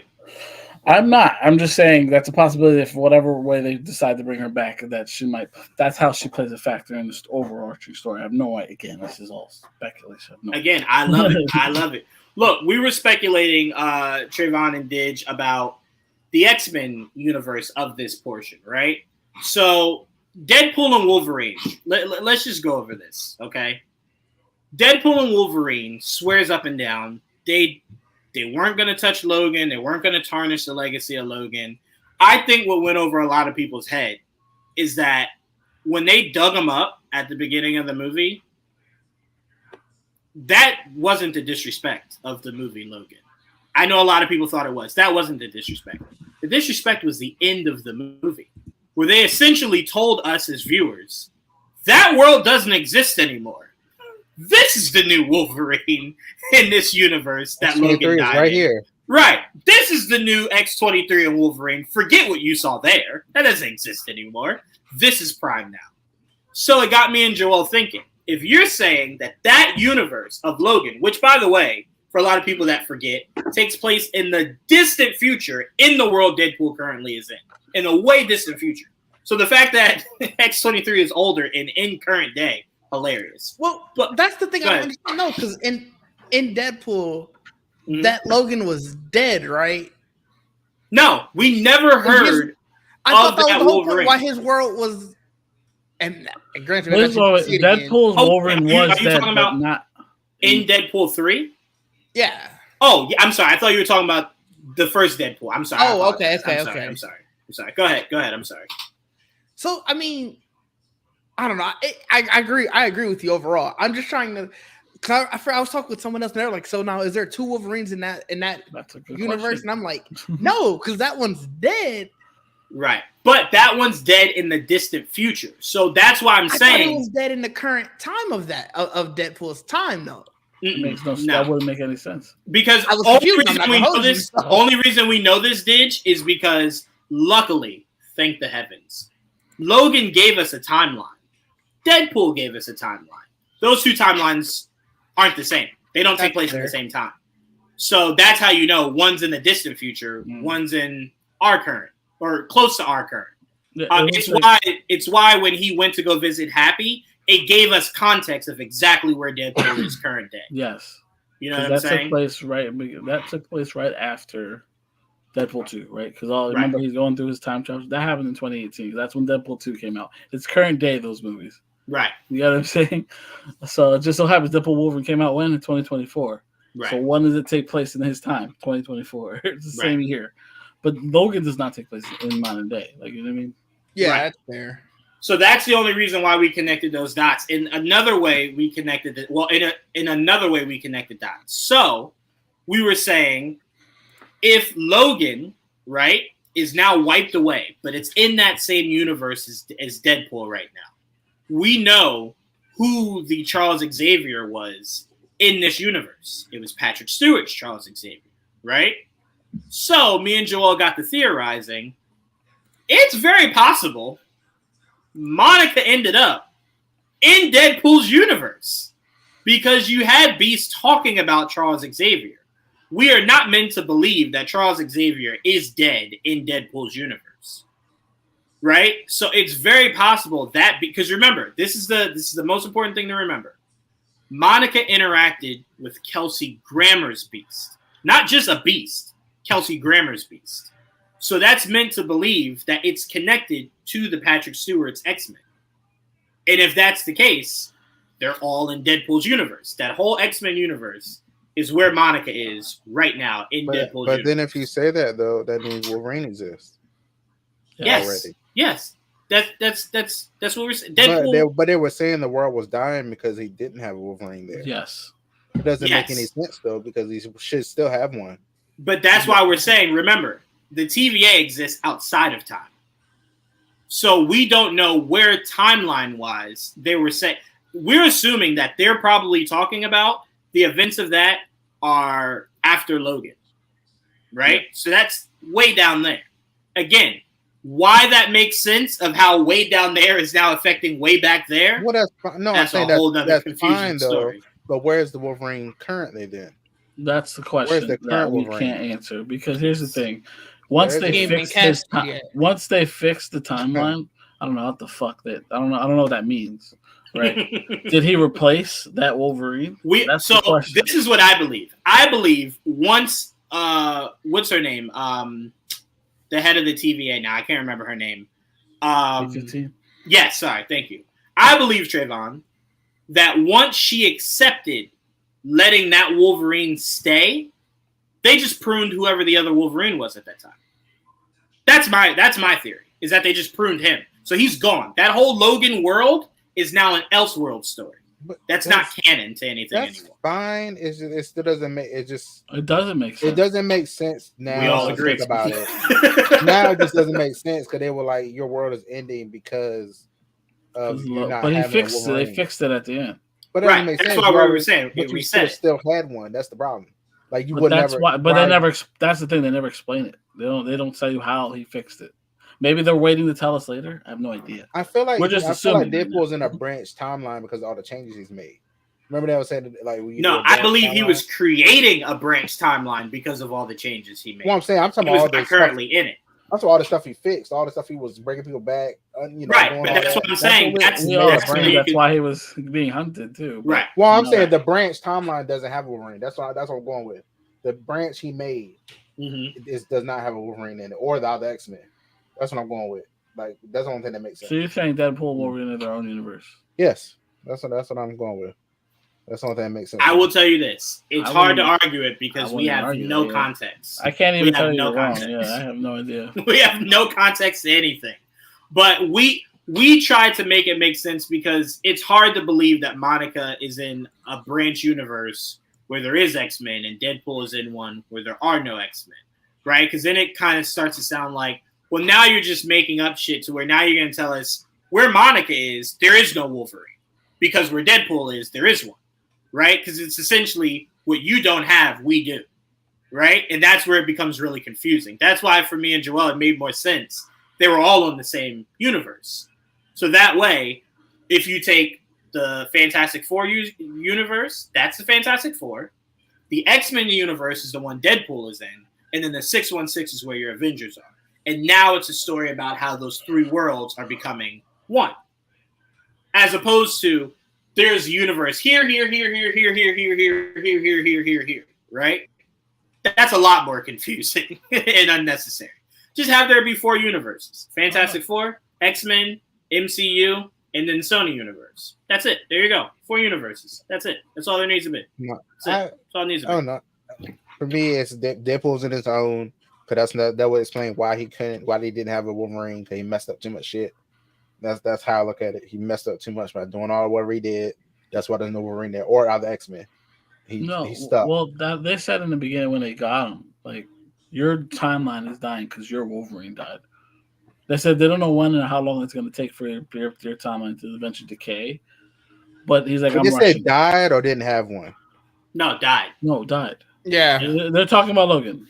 They literally are talking about. That's why when he went back and found a corpse. Right, because remember, he believed that there's no way your body rots if you heal. Right? It's like you would just slowly heal. Alive. He's not actually dead. But he went back and found the corpse. Now, again, the timeline is where things get fucked up because Logan didn't happen when Deadpool 2 happened. I mean, that just does not make sense. Right. And we know there is a X-Men team, but the X-Men team that they showed us is the rebooted X-Men universe with Michael Fassbender in there. So that's where it's kind of just like, well, we don't know which one was the actual one. Maybe that was just timing, right? Because they were filming the new X-Men needs movies. To be pruned, right? Because all this extra bullshit. Right. So again, Trayvon, let's be very clear. Everything you're saying could be 100% true. We're not refuting anything you're saying. We're just saying both sides could potentially be true, but neither one of us will know until they explain it. No. The movie did not do a good job explaining that at all. Now that y'all just said about, yes, now remember he was in the universe where it was the rebooted X-Men. Right. They did not have a Wolverine yet. They didn't meet him. No. Yes, he ran away. They met him. He ran away. He ran off. Right. Maybe he got killed when he ran off somewhere. That's possible. And that's fine. I can take that's possible. Yeah, that's possible. Oh, so your hang-up was that it could be a universe that already had a Wolverine. Where did that Wolverine go? In my mind, for some reason, I was thinking Deadpool was in the Halle Berry X-Men universe. Yes, that's what we're saying. Yes, that's what we're saying. But now that you tell me he's in the First Class universe, to me that is the no. That's not what we're saying. But that's not what we're saying. Well, that's the ones he met though. Remember, he came to the school. Hold on, me and Joel got you. Hold on, watch this. Me and Joel got you. Do you remember how Days of Future Past ended? Yeah. Days of Future Past is how that new branch was able to continue. But what branched from that movie was that Hugh Jackman went back to the Halle Berry universe. Me and Joel are saying Deadpool is that branch that had the Halle Berry universe. That's in the Halle Berry universe. Because that Logan is what went on to be the movie Logan. You get what we're saying?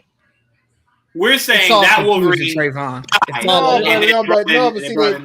they messed me up because I was ready to be like, okay, it's fine now because I remember them open he was like, where are all the X-Men at? And they closed the door. The younger ones. Right. So I was like, okay, those versions do not have a Wolverine yet. He ran off. So that now I'm like, okay, that's fine. That's the one that also was he died somewhere. That movie. I know it's the same universe. I know technically it's the same. No. That movie in modern day, and those characters should not be that age at that time. Right. That was more of the time of it was around the time where they were doing something with the X-Men. So it was a fun cameo to kind of just put it in there. Mm-hmm. It wouldn't have made sense if the cameo was, Halle Berry's universe sitting in that room, right? It would have caused more questions than answers. No, because they were pushing the new universe. Exactly. Right. See? Thank you, DJV. This is why we're saying the multiverse and time travel shit need to die.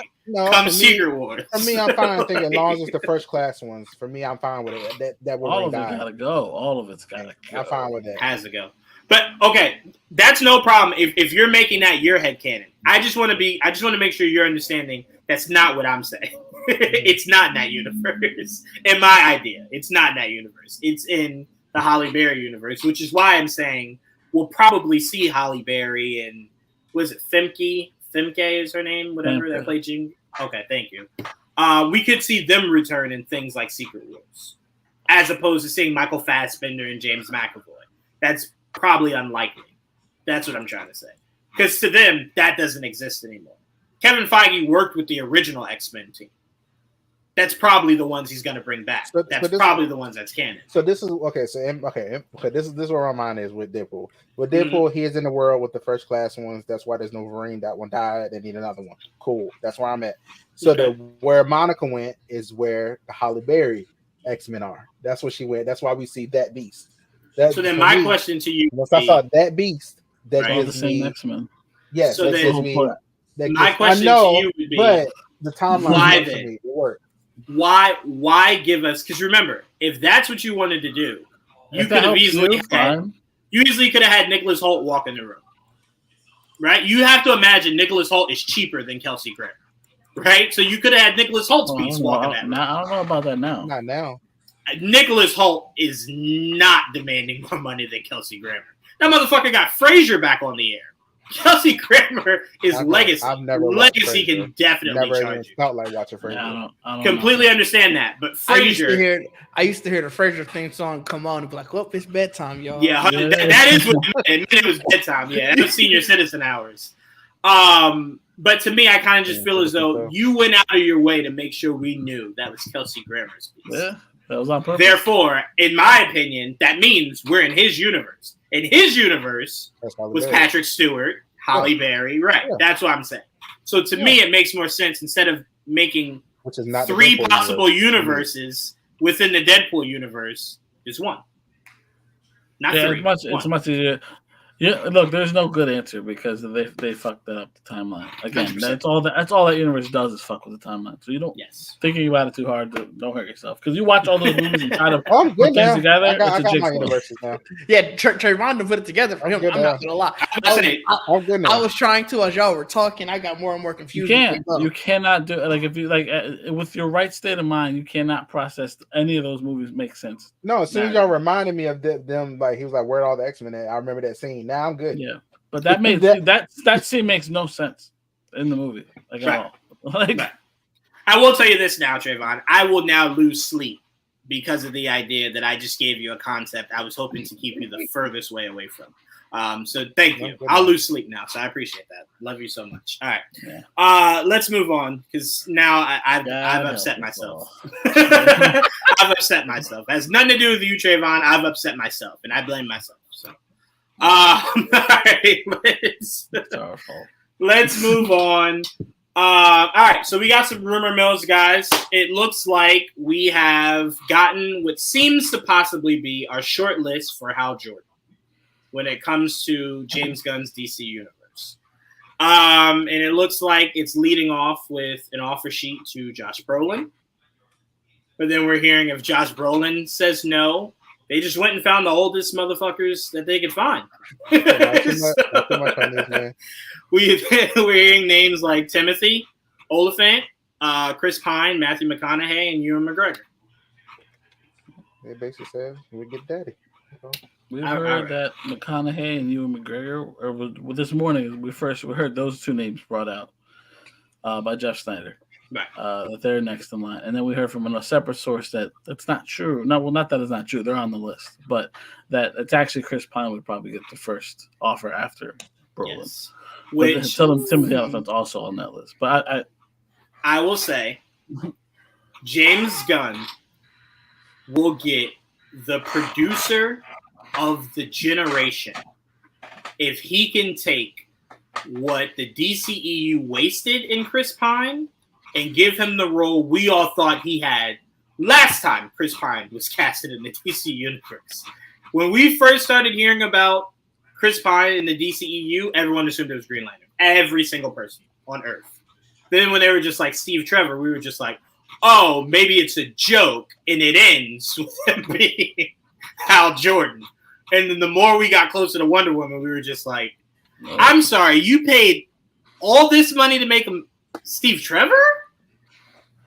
No, that doesn't make any sense. But we went through it, and now it looks like we're on the other side.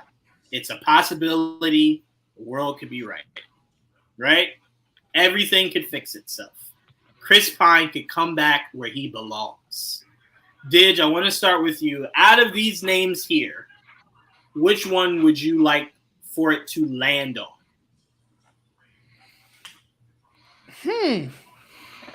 All right, they said Idris Elba. I don't disagree. No, I did not. That's a tough one. I can easily tell you who I hope it is not. And this has nothing against them as an actor, because I think every one of these people are phenomenal actors. I hope it's not Matthew McConaughey. I don't know if I can. I don't know if he can. I've never heard him not have that accent, and I don't know if I want that accent. First of all, that's crazy, because that's definitely not an accent. That is just I guess that's. That I've never heard anyone else talk like Matthew McConaughey. I swear to God, it's like Matthew McConaughey slang. I've never heard It's a subtle Southern drawl. Subtle? I still believe he made that up. I don't think that's an actual Southern drawl. I think Matthew McConaughey just did it one day, and someone was just like, I mean, he is. He's from Texas. Yeah, he's from Texas. Yeah, he's from Texas. No, for sure. Texas boy. Texas boy. It's just it's too thick, and I don't know if he can not have it, and it works for every other movie. I just don't know if I want it here. You're not wrong, dude. This is the first thing I thought about. I'm like, I could see it, but like, here, can I hear it? I don't know if I can hear it. But bro, that oath, the way he would say it, man, I'd be done by the trailer. Like, all right, yeah, I can't, I can't, and you got to say this more than once in this movie. I can't do it. So like, I definitely. Here you go, Didge. Here you go. I would have those. Oh, wait. Wrong comment. Hold on. Wrong comment. Here you go. Oh my God. All right. I tell you what, if whoever he's fighting lets him go through that long ass soliloquy right there and didn't kill him, bro, come on, man. Come on, man. Normally do it during a fight. All right, Jamie. We didn't have to use the spray for Trayvon today. Apparently, we got to use it for you. So, spray. I'm gonna go Timothy Oliphant though. I'd like to see him get it. I like him as an actor. I hope he gets more. Obviously, he gets a lot of roles, but I like to see him in more things. I'd say he's the only one that has not had anything major out of everyone here. Yeah. Right? Because you look at Interstellar, most people thought that was like an Oscar-worthy performance. Obviously, one of these guys was Obi-Wan Kenobi. Obviously, another one of these guys brought Star Trek back. Another one of these guys snapped away half of the fucking universe when he wasn't time traveling as an assassin, right? So Timothy would be because Timothy, you know what it is? Timothy is the only one up here. If we were to bring this into hip-hop terms, Timothy is your underground rapper. Timothy is your Jadakiss amongst your Jay-Z's, your Snoops, your Kendricks, your Drakes. Like, that's where Timothy would fall under. Not discrediting him, but definitely saying you didn't focus on mainstream enough. He had, like you said, he had a lot of good stuff. He's got hood classics, because Justified is dope. It's fucking great. It's dope. It's great. That's a hood classic, right? That's a hood Santa Clarita Diet. I don't know what to tell anybody. There you go. Yeah, there you go. There you go. That phenomenally. So I'm not against that, because I've been a massive fan of his for so long. I would hope so, but it's just because when I look at Chris Pine, I see the vision. It's clear as I do for Jake as Batman. That's too no. I'm sorry. I sat through being creative. That's what the DCEU was. It was a bunch of creative swings that just so happened to work. But nobody in those roles I could have ever dreamed would be in those said roles. Oh, shit. We now need to venture in. I take it back. He's going to be an alien Earth. I need him to focus on that. Never mind. Why can't he do two things? No, man. You got Pascal holding down 3 franchises. Why can't Timothy do 1 or 2? I'm sorry. Why can't he do 2? No, man. He needs to hold down alien Earth. And also, remember this, Didge. This is the most important thing you got to remember. There's a very good chance whoever gets casted as Hal Jordan will only be Hal Jordan for this one show, and then it might be years before we see them again. Because the whole point is to pass it off to John, right? So I also forgot that. Never mind. I'm back in. It's kind of just, they pop in, right? So I also forgot that. I'm back in. I'm back. Okay. So Didge is going for Timothy. Trayvon, I guess which one are you calling Daddy Hal, right? I guess is how you would want this presented. Which one? His face. Dave McConaughey. Mazeres. Is this like a sexy buffet for you? Like you do know you can only have one dish. You can't have like... Not McConaughey. So not Matthew. Okay, so Matthew's out. Okay, wow. all right. Okay, we don't do Matthew. Based on a TV show he was the head of. That's true. He was in the show that they're Obi-Wan or Steve Trevor. There you go. So no one gets their real name. So not Ewan McGregor or Chris Pine, right? It's okay. Yeah. Right. Yeah. Oh, either one of them. Yeah. Okay. Well, there you go. DJV gave you a new name, so it's you don't have to say Green anymore. I mean, that's what it look like they're going with, right? I mean, no, that's not any of our thoughts were. We just were thinking older. I don't think any of us were thinking. Daddy. I don't think I was going that route. All right, so you're going either Chris Pine or Ewan McGregor. Yeah. Okay. Joel, which one would you prefer? Not what seems like it's going to be, just which one would you prefer? Yeah, my preference is the man that I thought should have been Green Lantern from the beginning, and that was Chris Pine. I'm open to any of these guys doing it, obviously, but especially Timothy. I love Timothy Olyphant, and like you said, he deserves something bigger. Alien's good, but he could do better. I mean, he did dip his toe in Star Wars, but there's a very good chance we'll never see him again. but it's a very minor character. I still wish he was a bigger character. Right. Right. So, like, as interesting as it would be to see McConaughey's version of the Green Lantern, or the McGruff, Josh Brolin version of it, but Chris Pine, I felt like it was boring for it. So it's like, I don't know why he wasn't your first option. But you know why is because I think if you went to Chris first, I think the audience's reaction wouldn't have been sold on the idea that you won't see him as much. Because the whole point is to prop up John, right? I'm okay seeing Josh Brolin every leap year. Right, like I'm okay with that. Like I, there's not much to cry over with that.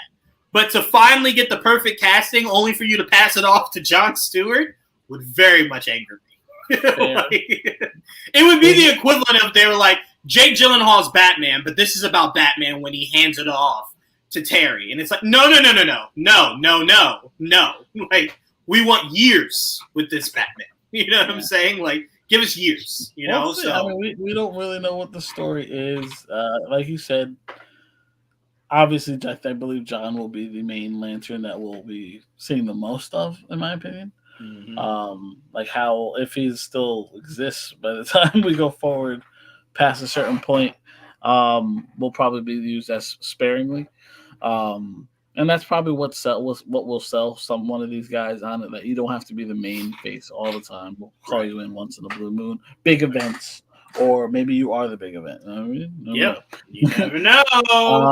But we talked a little bit about that. Parallax. We did talk about that. It's possible. It's always a possibility that's the direction they go with, especially. I don't know. Josh. Everyone. The first thing people thought of when they got Josh was like, "Oh, they're gonna do Parallax." I'm like, we don't know that. We're just assuming. I will say we don't know that. I am stuck on that. If Josh gets announced any day now, that's exactly where they're going. Exactly. Yeah, so he's gonna be bad. I'm like, relax. We were legit don't know anything about that yet. Just saying. They looked at all these people and they were just like, one of them guys was Thanos. Like James is like, I directed him. I know how evil that fucker could be. They want to reverse Lethal Weapon. They want this Hal Jordan to be like, I'm too old for this shit. Yeah, exactly. Right. They want him to be the Danny Glover. Yep. That's what it is. That's hilarious. Go ahead, Trevor. I'm sorry. I was just thinking about that last Green Lantern. Was it a movie that I watched? The one who was evil, or how it became the John Stewart. Oh, thank God! Oh, I thought you were talking about Ryan's. Yes, the animated one. Yes. And I was like, oh my yes. God. The animated one. Yeah. Yes, sir. Yes. Mm-hmm. Yeah, that they use the elements of that. What we're talking. That's where a lot of us think if they get. And a lot of people got upset with that animated movie, but that's what happens in the comics. Like I think a lot of people got upset because again, you keep starting us. Because think about it, New 52 did it. Right, it started us with Hal, and then it immediately just went to John, and that was just over conversation. all of a sudden it was just John. How was it for a while with the 52? No, I mean the new 52 movies. The movies, not the comics. The movies. Well, the movies transitioned to John rather quickly. So I think for a lot of people, they're like, I just want Hal, man, for a little bit. Like, just give me Hal. Give me Hal. Let me just have John. Like, what was it? Just like Dark, he showed up. It was right around Dark, right? So Hal was only in 2 or 3 movies, and then John was there for the rest of it. It was in there. Yeah, I mean it happens, but I mean, John is going to be the eventual main focus, I think. Which is fine. I just want to spend some. I'm just happy that they're giving us 3, not 1, 3 Lanterns. You know, Guy Gardner, Hal Jordan, John Stewart, all going to get FaceTime. I could not ask for more. I'm being greedy. Like we've been waiting for this. We've been waiting for this for so long. This is insane. I don't think people understand. Like, you've been upset over who's this and who's that, but like they're not giving us 1. They're giving us a core and 3 humans. Like that's insane. Yeah, with room to grow. With room to grow. Well, here we're gonna add 7. 1, 2, 3, 4. Oh wait, I never put this comment up. This shit's hilarious. Yeah, that one was funny. Yeah, man. Yeah. The Fox X-Men universe is so fucked. It's not. That's why I don't keep track of that universe, because it's almost pointless. They don't care, so why should I care? I mean, there you go. And they made a history of not really giving a fuck. All right, Trayvon, I put up the next one. All right, so we got from Umberto just a subtle hint of him just tweeting out a photo of Slade Wilson. I then went to the group chat to tell Trayvon and Joel that there's smoke to that fire, because I personally had heard that 2 of these names for Hal Jordan are being more so considered for Slade.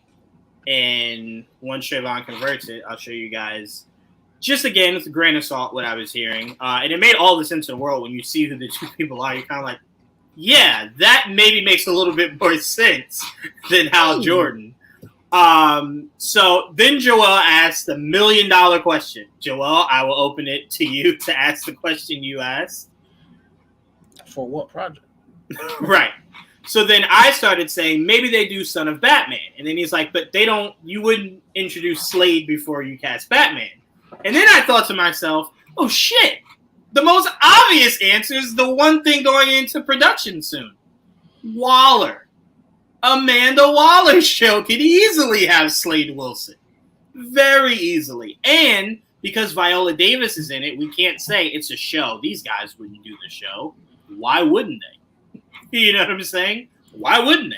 It's not like James would be selling you on being just in a show the entire time. You'd obviously be in something bigger, interacting with other characters. So I immediately went, if it's Slade, I have to go Timothy, right? Just looking at the gray on the sides of this man right there. It's just like, from an eye patch, there you go. Call it a day, right? So, again, it doesn't have to be these 2. That's just what I was hearing. But, Didge, when you think about the idea of Slade possibly making his DCU debut in the near future, is there an actor that jumps off to you that you're like, that guy, that's the guy I would like? No, not a sure. Honestly, I probably would have picked Josh of the 2. Mm-hmm. But I think that's sort of typecasting, not just because I've already seen him do evil. Yeah. But either one of them I think would do great with it. I think you're right. Like, I can already picture the eye patch with already, like you said, having the gray right here. Mm-hmm. They're both phenomenal actors. So if this is where we're going, if these are our choices, I'm happy either way. Like I said, I do think I would pick Josh first. But also, that's also because I still already said Timothy for Hal. So for Hal, right? Kind of need that to still go. My only issue with Josh is the height. That was my only issue. I think Timothy is not significantly taller, but a little taller. Yeah, he's taller. 6 foot. That's for sure. How tall is Josh? I honestly don't know. I think he's like. I think Ryan is taller than Josh. Oh, wow. And I think Timothy is taller than Ryan. Ryan is fucking tall. Ryan is tall. Josh Brolin's 5'10". Okay. So not too short. Timothy's 6 foot. He's 6 foot. Yeah. Okay, so not by that much. Not by that much. He looks taller than he actually is. That's what. You know what it is? Josh Brolin looks shorter than he actually is. That might be what it is. No, he looks short next to Ryan, who's fucking tall. That is true. That is true. Because you know what it is, Didge? When you see the poster for Deadpool 2, it's Cable leaning his head on, or Deadpool forcing Cable's head on his shoulder, I think, is one of the posters. Yeah. So it just shows the difference of height between the two, and you kind of go, oh, wow. Well, yeah, Ryan's maybe taller than that. Ryan's 6'2", so that makes sense. Yeah, there you go. And there are times him and Hugh are standing next to each other, and Hugh looks smaller, even though they're the same height. It's like, right. Can't help it. He's just tall. I will say this. This one for me was tricky, right? Because in a perfect world, this is what I would want. In a perfect world, I would want a course correction, right? Even though technically I think since Zach introduced this character really to the world, in my opinion, he's going to want to kind of keep it where it's at. I want Idris Elba out of what he was. And this is a chance to fix that, right? Whether it's Deadshot, whether it's Slade, just something else bigger than that character. And for me, go ahead, I'm sorry. Wait, who? Idris Elba. He wants to recast him from Bloodsport to something more important. But that's still in this universe. That's what we don't know what Zach is keeping of what we've seen already. I keep trying to say, I'm not sure. James. Again, but that was his movie. James, by the way, you said Zach. James. Oh, I'm sorry if I said Zach. I apologize. But it's his movie, though. I know, but remember, everything that's his, he's keeping. Trayvon, remember when he made that movie, Deathstroke was already casted, and Will Smith was Deadshot. Right? There was no budging of Warner Brothers to remove those two actors from their said roles at the time. So there was only but so much James could do. Now that James has full control, he can do whatever he wants. I mean, think about it. We already have a different Rick Flag. So, like, no, you don't. No, you don't. Well, there you go. Yes. So the one you had is still there, though. Like, that one's not gone. Yeah, you have senior. You have senior. Right. Now. You have his daddy. But I'm assuming we won't see the other one, is what I'm saying. So you've already that kind of moved one out, moved one in. So I'm just saying, I do, but that's why I'm saying James can now play musical chairs if he wants. That's all I'm saying. You keep believing that anything James touched, he's going to keep.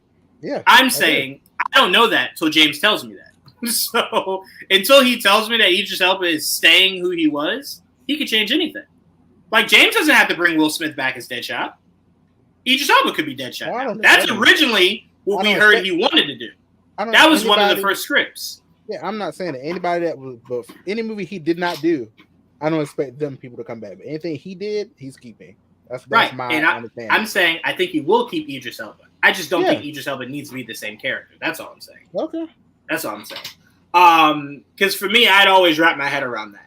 The moment they were talking about Idris Elba back in the day when James first got the job doing Suicide Squad, like, yes, Idris Elba definitely should be Slade Wilson. That would be so dope. And I remember we just spent like 1.5 to 2 years just not knowing who the fuck he was. And when they said it, I'm like, that's a movie. I'm like, what? Who is he playing? I don't know. What is that? Like, I don't know who that is. So that was fucking hysterical. Yeah, I was highly disappointed. There were a lot of people were like, "Oh, he's vigilante," or "He's this," or "He's that," because apparently his seat would say vigilante. Right. To throw people off, right. And so I'm saying that would be awesome to me. You go get someone like Idris Elba to be Slade Wilson. That'd be dope. What the fuck? Why was that a secret? Because I don't remember the last time Idris Elba's played a villain. He did in the fuck Hobbs and Shaw. Oh yeah, that's right. The Black Superman. Yeah, there we go. Yeah, I remember now. I sometimes forget that movie, but I remember now. Yes, but still. But you know who else would be a kick-ass Slade Wilson that no one's talking about? Fucking Keanu Reeves, bro. Would be an awesome Slade Wilson. You're not doing that. I don't know. That would be so cool, bro. Keanu Reeves is Slade. When was the last time you saw Keanu as a bad guy? That's the question. Never. That's what. Well, technically, however you define Shadow, but that would be so much fun. Maybe his version of Shadow changed my mind, but as of right now, I just think that would be just so drastically different. What's that? Would you say, Trayvon? Can I have what was it? Is that Berserker that he got? Oh, I would like that. Yeah, Berserker. That's the next. Like, if he do any physical thing next, it'll be that. It's probably Like, Berserker, You say that. I ain't doing shit else. You say that, John Wick, but I'm doing. I have to say, a certain company keeps pitching John Wick 5 every time we turn around. He's doing that. But I'm saying, You mean besides that? Going to a new thing. You're not going to another new thing unless it's Berserker. That's what I feel like. We'll see. I mean, Berserker will happen. So I don't think if he accepts this, it would change anything. He would just prioritize it. But, again, we'll see. Again, Trayvon, that man does not have to keep doing the physical work. He chooses to. That's what stunt doubles are for. Like, he did. I keep trying to remind y'all, Pedro Pascal has not been the Mandalorian for like 4 years now. Like, that is true. It's 2 other people. That man's been a voice. You know what I'm saying? Answer your question about when last time you've seen Keanu as a villain, the only time I could think he was close to being a villain. Have y'all seen the romantic comedy movie Always Be My Maybe? He was her boyfriend. That was the closest I've seen him ever be to a villain. That's hilarious. He was a boyfriend to the it was Ali Wong's boyfriend. Oh yes, wanted to date her. So that's even then he was a nice shit. Right, he was a nice bad guy. It was so weird. It was so funny. It was so weird, but he was kind of like undercover asshole. That's the closest I've ever seen him be a villain. Right, I forgot about that. Yes.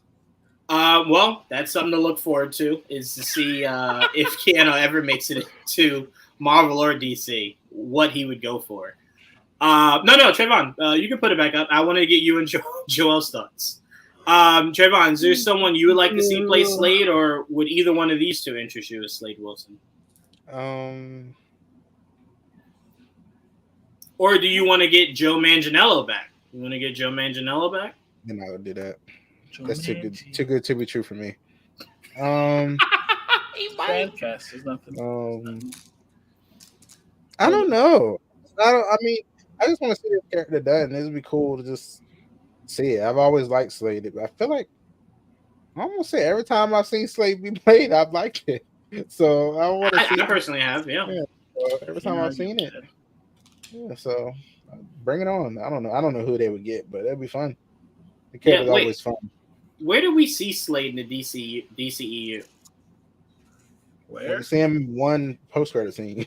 Yeah. Oh, it was in the Justice League. The Justice League. I couldn't remember where, and it was killing me. It was initially Ben Affleck posted a video him popping up, but then at the end of Justice League, and then of course the Zack Snyder's Justice League there's like a whole. Right. Yeah. I get it. Those are forgettable. No. It wasn't even like a negative thing for the Justice League one. I couldn't remember what movie it was, and it was killing me. I get it.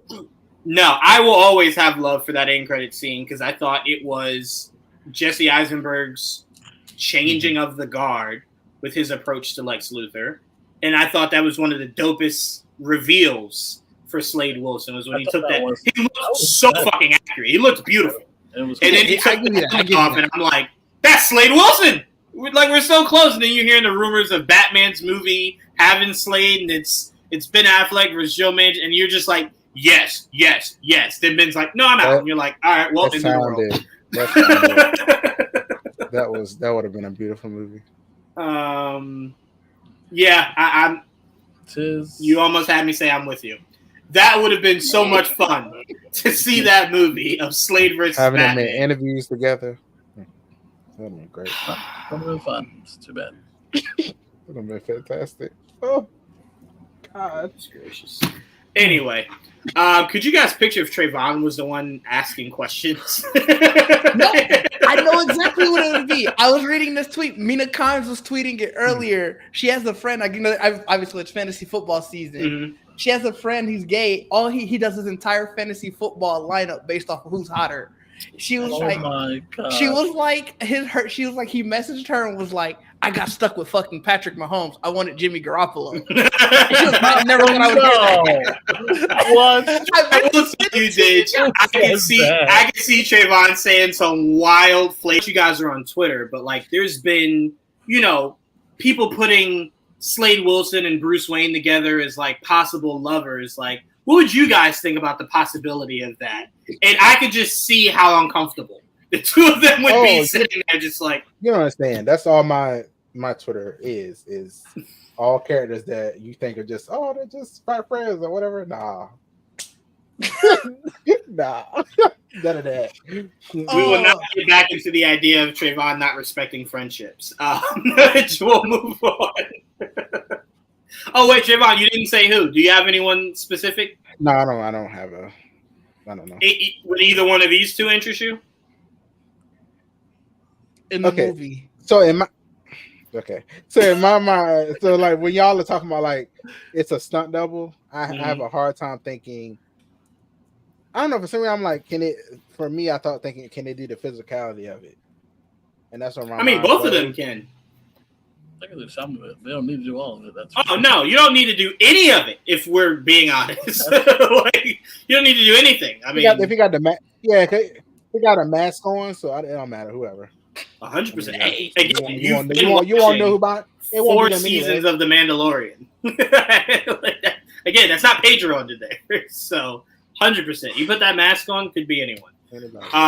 Now we'll know if Josh Brolin gets to be Slade. We'll know if that mask get on and he look a little taller. That's your stunt double, motherfucker. I noticed that height difference. I noticed it. Joel, your thoughts on why am I forgetting his name? Them as him. No, the one that put this tweet out about Slade Wilson. Umberto, thank you. Sorry, it's escaping my brain. Do you think there's smoke to his fire? There's always smoke to his fire. Because I haven't heard him in the scoop game in seems like forever. He went legit for a while back. Now I think he's still at the rap, but he kind of fell off. Well, he's not doing he's not scoop guy like he used to be. But yeah, when he hears, I'm pretty sure he still hears stuff, and like when he drops something, he normally does. Especially when it's like Latino related, he likes to try to be the first one on it. So don't be surprised if he gets a lot of Batman updates because this guy's directing. Batman's supposed to be Hispanic. Yep. I don't know about that, but I know. No, we know it. The director is. So you never know. But what do I think about this possibility? I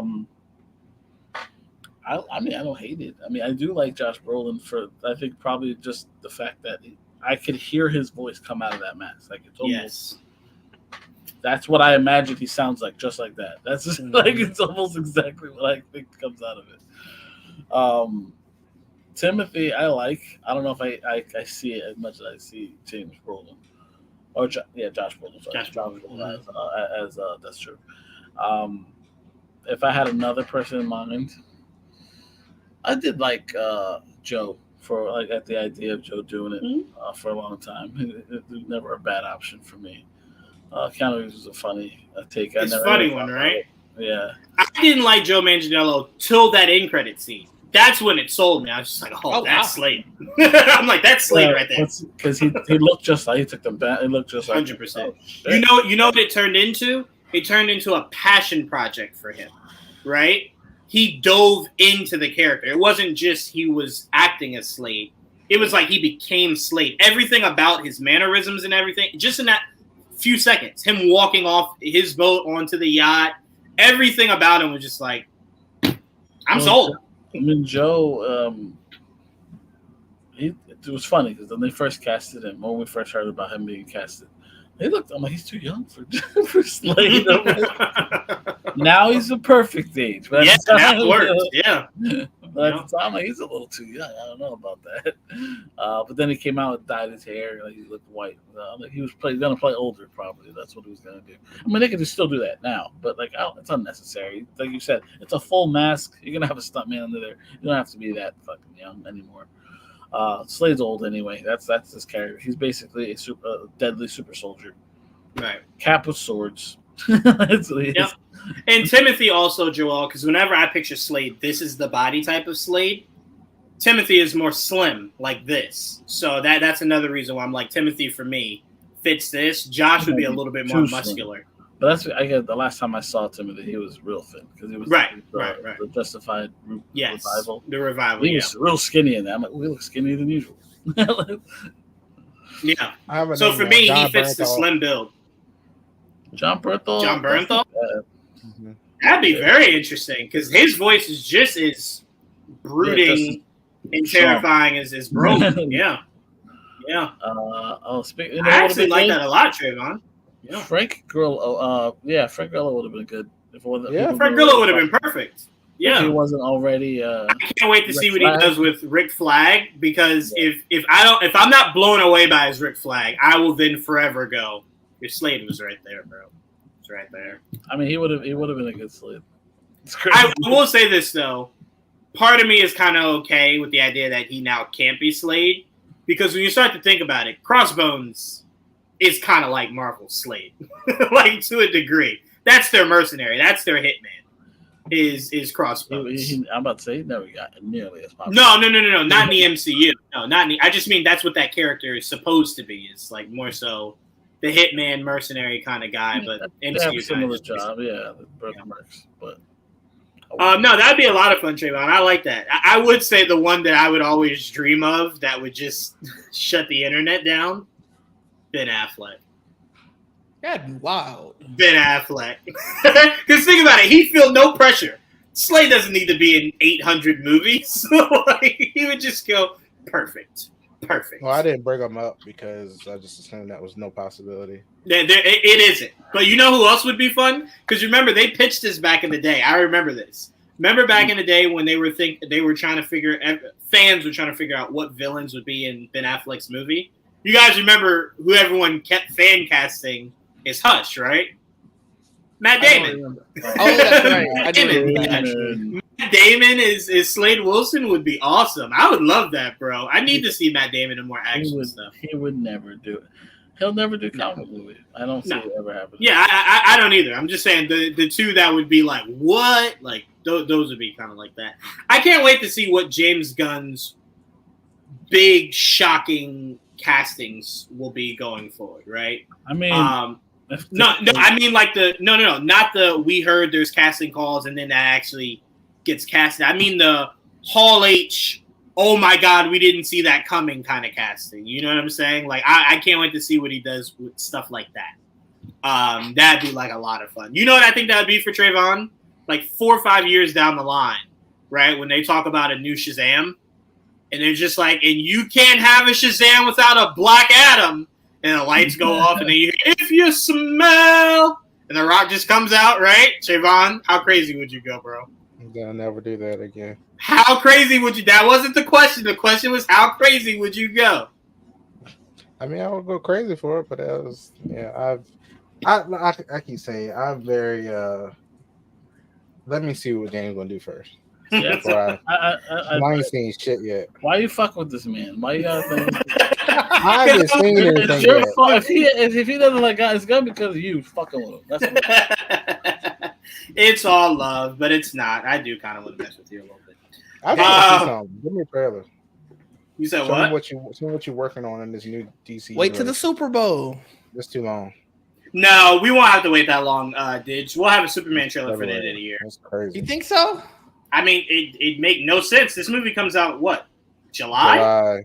Yeah, you don't start at the top of the Wolverine, they had their trailer Super Bowl. Well, no, remember, a lot of their pushing off was to end last year was a lot of the strike. Yeah, but I think it also worked in where they wanted to have it. I think you were able to keep it closer, but I think if the strike hadn't happened, they would have given us a trailer before the end of that year. I feel like those movies, you put in those trailers at big events. There's nothing super, super huge. Maybe New York Comic Con, but I feel like that. But that's not usually Marvel's MO though. Like we just got a Captain America trailer just randomly. Like you know what I'm saying? It's usually just randomly. It's not where they save it. I feel like for their summer block, for their big summer ones, it always was tied around something big. You know what? It's hard to argue with you because it's been 50-50 because Multiverse of Madness was a Super Bowl trailer. It was. I won't lie to you. But a lot of their movies, they don't – because remember, Infinity War was like September, October. Their first trailer came out. Fair. So, because remember, they aired it at San Diego Comic-Con for fans, and then we had to wait like a couple of months, and then they dropped it for us. Because remember, we got we got one trailer that was just broad strokes. Then the second trailer opened with Gamora talking about him snapping his fingers. Because I remember when I heard that, I replayed just that opening 800 times. Because in my mind, I could have never imagined they would end that movie snapping away half the universe in the heroes. So it's a mixage. I think it's a mix. It's very much a mix. So who knows? Fair. I assumed Super Bowl, but I could also. It's also tough because Marvel does theirs a lot around sports because they have Disney and they have ABC and ESPN. Yep. Right. So like they love to tie in a sports tie-in to all of their stuff because so yeah, it could just be random. I think it should be random. I think it should be before the end of this year. I mainly say that, Didge, because before the end of this year, I better hear about movement on Batman. We should have more information on Waller. We should have a Peacemaker trailer, and we should have a Superman trailer. That should be coupled before the end of this year. I'd consider it completely wild if it did. Completely. At least 2 out of those 3. So we'll see. But we did get a little bit of information about the oh, wait, nope, I sent that to the wrong person. Wow. Sent that photo of Batman to the wrong person. She's definitely gonna be like, why'd you send me just a random picture of Batman? There you go, Trayvon. Sorry. So Matt Reeves was talking a little bit about the sequel of Batman, where he said, just move this. Actually, I just keep that. Where he said he wants to keep the point of view of the Batman for Batman's emotional arc in the next Batman Batverse movies. Shut up, Trayvon. It's never happening. Just because you want me to do it, it will never happen. Matt Reeves says, and I quote, a lot of times what happens is you establish the Batman in the first movie, and then the next movie is the Riddler's movie or the Joker's movie, and or the Rogues Gallery takes center stage. I wanted to find a way to keep Batman as the central arc of the movies. Hurry yes. up. Amen. Preach. It's one of my biggest issues with The Dark Knight is that I don't know many, if anyone, that left that movie going, damn, Batman was awesome. Everyone kind of is unanimously just like, that was Joker's movie for sure. I mean, man became the main character after a while, it felt like. So you just had too many characters that you started prioritizing narratively, right? Like, for a moment where that movie looked like it hit its middle arc, started to seem like I was in a Harvey Dent arc for like a while, right? And then it kicked right back to Joker. So to me, I like understanding that as long as your title has Batman in it, that should be your focus throughout the entire movie. Not some of it, all of it. So I'm okay with that mindset. Didge, what are your thoughts on his comments? I think I'm just like, hurry up. I get so tired of seeing the details because it's just like, all you're doing is reminding me that this movie ain't even started filming. So it's just like, let that be the next detail update that you give me. It's just, oh yeah, we started filming. That'd be lovely. That'd be so lovely, man. It's so crazy to know I'm living in a world where there's 2 concurrent Batman stories, and I've not really heard much about either one of those. You know what? I take it back. That'd be the other update I would kind of be happy about, because I know it's a long shot, but I would love it if they were just like, you know what, fine, fuck it, it's in the DCU. I'm still not on board fully with a 2 Batman story situation. I'm only okay with it because I don't see Matt Reeves making more than 3 of these movies, right? And if the 3rd movie takes anywhere near as long as the second one is, right, it'll have expanded itself a very long time. But then you got to worry about villains being taken from one for the other, and it's just, I will say the one thing that definitely isolates that is that if you're Matt Reeves, you can focus on a lot of what we've already seen and allow James to go more fantastical, right? James can do the Clayface and stuff like that, reimagine Bane and stuff like that. So I'm like, luckily, Batman has a rogue gallery. Right? True. So he has an extensive rogue gallery. And think about it. We've not entered into Why am I forgetting their name? What's the group with Talon? Corval. Talon. Yeah, Quarter Owls. We've not done Hush. Yeah. Like, there's plenty of characters we've not done that I don't know if Matt Reeves is doing or not. So there's plenty of room to still play around for both sides. And I'd be okay if Matt Reeves replayed all the villains we've already seen because it's a universe that doesn't matter. It's James that has the pressure of not focusing on villains we've already had.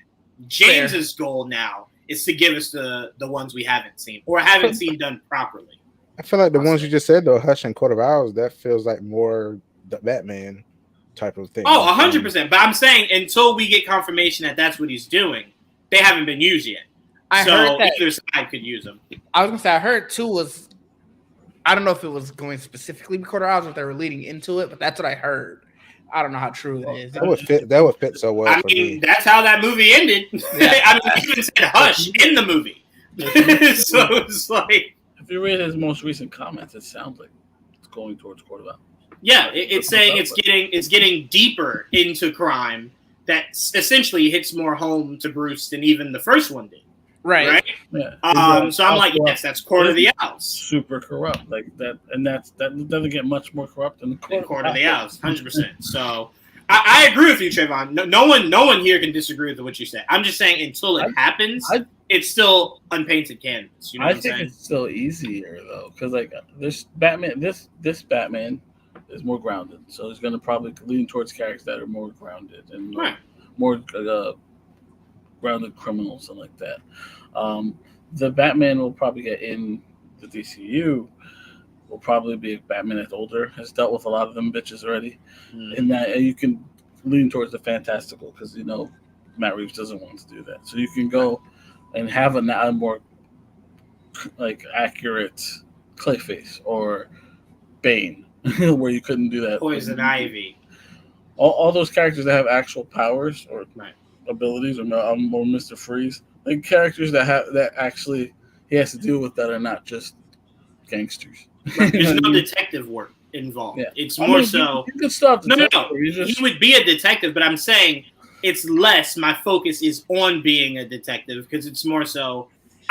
There's a trail of ice from the bank all the way to the warehouse down the street. I don't need to be a detective to know that's Mr. Freeze, right? It's more the fantastical element of him fighting Mr. Freeze, and how does that look? How does he win? Like, how does he? You know what I'm saying? Like, how does that go?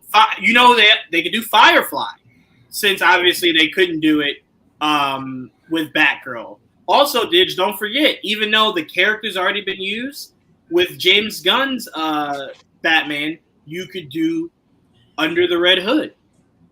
True. You know what I'm saying? So it's like you could do more stories like that, Really, to the Bat family that exists, Yeah. So I'm like, you're all right, Joel. It does make it easier, but I'm saying it does put the pressure more creatively on James Gunn and that team over there, as opposed to Matt Reeves. These stories could be very simplistic, right? Like you don't really have to try too hard. It's very simplistic. I think it's just to me. I feel like it's easy to separate the two based on you can have them look different, deal with different problems, and that neither one can look the same. Right. Because they're just Batman at different points in their lives, and they're dealing with different things a different way. And Didge, the biggest difference we will see between the two Batmen, of course you could do it, but I don't know if it works in this world James Gunn is building. James Gunn's Batman will have all the color we're used to seeing in a Batman suit. I do not believe Matt Reeves is putting an ounce of fucking color in any of these Batman suits going forward. I really don't. It's going to be for sure. It's going to for sure stay dark for him. It will definitely be more so of the Nolan verse for his suits, for sure. I do not see a yellow emblem ever breathing a day in Matt Reeves' head, ever. James Gunn will give us all of that. Blue cape, right? Like the yellow belt. We can get all that cool shit over with James. Matt is sitting there just like, no, you know what you guys all disliked with the Nolan verse, all the black on black on black. I'm gonna do it too. I like that. So I'm gonna do that too. So again, that's why I'm okay with separating the two. That's fair. Because they're just gonna, be different, drastically different. You're gonna get Tower of Babel Batman. Right, yes, that's crazy. So I think we all can agree. Matt Reeves' comments sound great, awesome. Film the fucking movie so we can get a better idea on what we're looking for. Okay, is there a Robin? Is it Court of the Owls? Is it Hush? What's happening here? Right. We need it all of that? Right. Is it all of it? We need to know. All right. So last thing we'll do here before we get out of here. Me and Joel just saw The Crow. I'm sorry. You saw it? No, I'm not going to. My cousin told me he fell asleep 5 minutes in. I really wish you didn't say that. I definitely fell asleep at some point in that movie. I was going to lead off with saying the movie is not bad. I think the problem they had was they went to theory instead of going more where it should have, which was the action, because that was easily the best part of that movie. That's also what he was saying. I kind of wish they just circled in a little bit more there. Hold on real quick before we go deep into that. Shout out to Jamie. Of course, we need it. We definitely need it. We do. Mm-hmm. Now, I will say the one thing that does bother me, Jamie, is that we'll probably get Court of the Owls from Matt Reeves and not James Gunn, which bothers me because I would have loved to have seen a more accurate run of Court of the Owls where you can involve Dick Grayson and everything. That would have been so much fun. But, beggars can't be choosers, so. Also fair. That's where that is. Yeah, I didn't hate The Crow. Like, I didn't, after the movie was over, go, this was a waste. But I did say this movie just cinched the fact that we'll never see Crow again in our lifetimes. It killed it. Like, if it took this long just to get this movie's reaction will definitely cause us to wait another forever to get another one. So I think maybe where someone should go with The Crow is just making it a series. There are 5 Crow movies? Yeah, we found that out recently. I was in the comments that time. You were. Yes. Yeah, had no idea there was that many. Yeah, that's crazy. But I think The Crow might be better off maybe Amazon picking it up, allowing it to be as dark and gritty as it can be, getting a no-name actor to kind of, breathe new life into it, and kind of just sticking to what works with The Crow, I also didn't love the idea that you casted someone as pale as you did, because then you felt no need to paint them. Like, it took the aesthetic away of the character. Look, they were like, we saving on makeup budget. We ain't got to pay for that. Crazy. That is just some white face paint that you wiping on that man's face. That is not no whole cosmetology job or whatever the fuck. That's crazy. I will say this, DJV. That is a very sad statement if true. Oh, wait. Shit, I just took it down. My bad. That's a very sad statement if true. Because, albeit I didn't hate this movie, it was not the best. So if this was the second best out of the whole 5, God bless America. Joel, what were your thoughts on this movie, man? Do you agree with Didge that you're sorry that we had to see it? Well, as I mentioned earlier when I mentioned I saw it, it was boring. Very boring. He put the sleep emoji. Yeah, I put the sleep emoji. We took turns going to sleep. I won't even lie to you. We took shifts. It was a bitch because it was like it wasn't like he said, it wasn't bad necessarily. It just was not an entertaining movie. You know what I mean?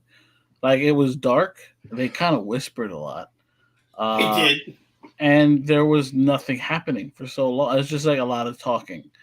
And very dreary, and it was raining. So I was like, that's how I go to sleep most of the time. So it's like, so why are you trying to put me to sleep? It's like lullaby. It's like crazy.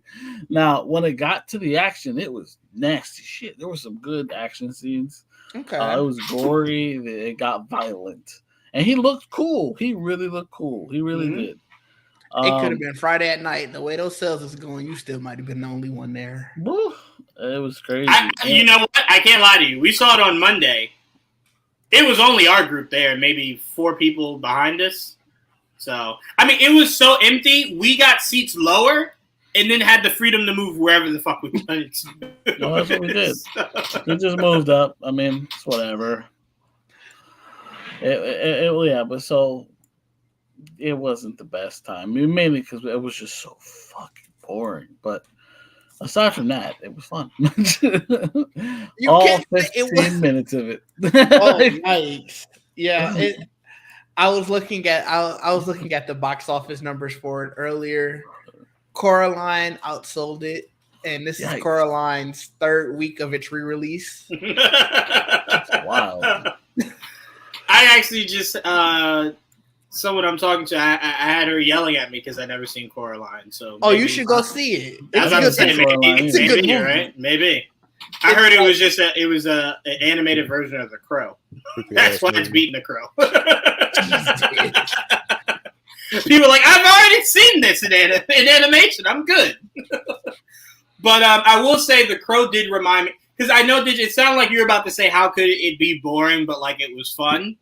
You know what it reminds me of? And this is no shade at all, but I honestly compared it to my experience with Falcon and the Winter Soldier. I thought the script was very boring, but the action scenes were so good. That first action scene of Falcon taking down the helicopter, that was amazing. You know, right? That makes sense. I had so much fun with it. Yeah, but the story, if you stripped away the action and just gave me that story, I'm not watching past episode 2. That story was very blah. I get what you guys mean, because I was going to say, I know even when Joel was talking about it earlier, he was saying that like the action was great, but it just wasn't enough of it. And it's right. So I get what you mean. He doesn't become the Crow till like halfway through the movie. Right. By the time he's the Crow Didge, we're waking up and we're just I was going to say, okay, here we go. Yeah, we're like, oh, okay, all right, now I can stay up. There we go. An hour of this. It's almost 2 hours. I thought it would be shorter, an hour and a half or whatever. No, it was 2 hours. And we felt every ounce of it. Yeah, to this day, Jamie, we hear the flag smash. But Trayvon, you didn't see this, right? No, did you have any interest at any point of seeing this? I need to see this and Borderlands. Okay, so you just went to catch up. That's a hell of a double feature. That's a very unfortunate. Borderlands won't put you to sleep at all. The Crow definitely will. The Crow definitely will. So I'll see the Crow first then. There you go. Okay, there you go. Yeah. I told you, Trayvon, I got a free ticket. So I got a free ticket to Borderlands, and I was still mad. I didn't like the infight with the Crow and the villain. They kind of just 100%. Yes, that was like the most boring fight. How do you yada yada a fight? Bro, that's what they did. It was yada yada, villain gone. It was just like, I'm sorry, what? Yeah. You mentioned that. I'm like, did I sleep through that? Because I don't remember any of that. I remember it vividly because I remember when they jumped out of the window, landed in the little puddle that made them, and you're kind of just like, oh, okay, we're about to see like this dope ass fight. They talk, and then you blink, and it's like when they introduced the villain, I thought that was interesting. I'm like, oh, that's interesting. I like that. I like the way they introduced him. I like what he could do. I'm like, flesh this out. None of that. There was just a lot of mystery. That's so crazy to me. Yeah, but it was what it was. So on top of that, we also saw. What else did we see, Joel? We also saw. We saw Afraid, the thriller movie about the AI that kind of takes over. That was a lot of fun, man. And you know what? I'm going to start this campaign because I'm getting tired of it. Mr. John needs to start getting the respect he deserves. Awesome. That man has been on, in my opinion only, a hot streak. And I feel like it's not being talked about enough. I appreciate John. I enjoyed Afraid. It was very well done, very smart. I immediately went home and unplugged all my technology. So I needed a break because I couldn't sleep. Man. His movies are good. His TV shows fall flat, unfortunately, because I did like The Exorcist that he was on.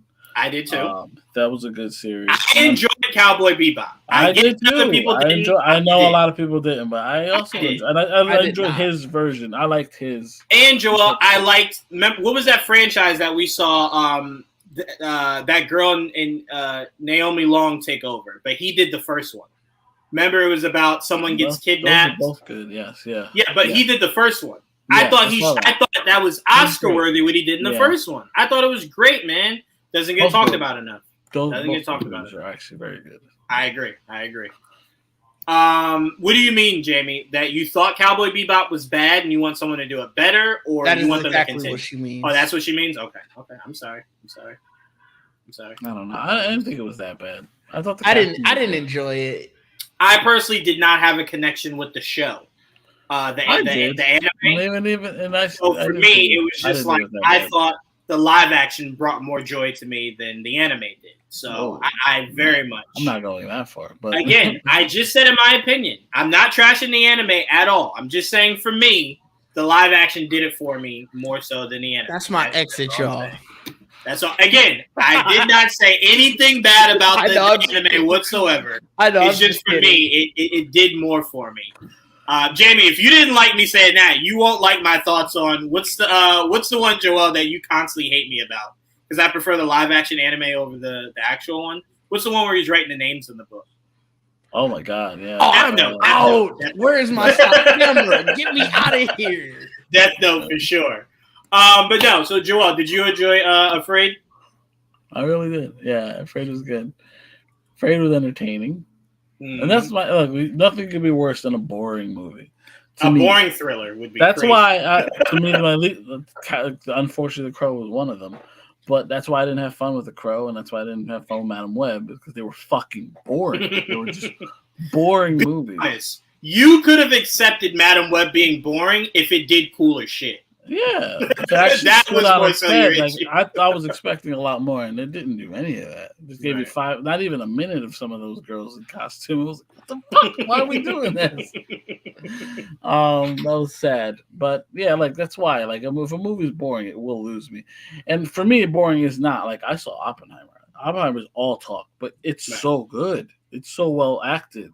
Oppenheimer's like of the I don't care if there's talking if the talking is good. Like, it's interesting. You know what I mean?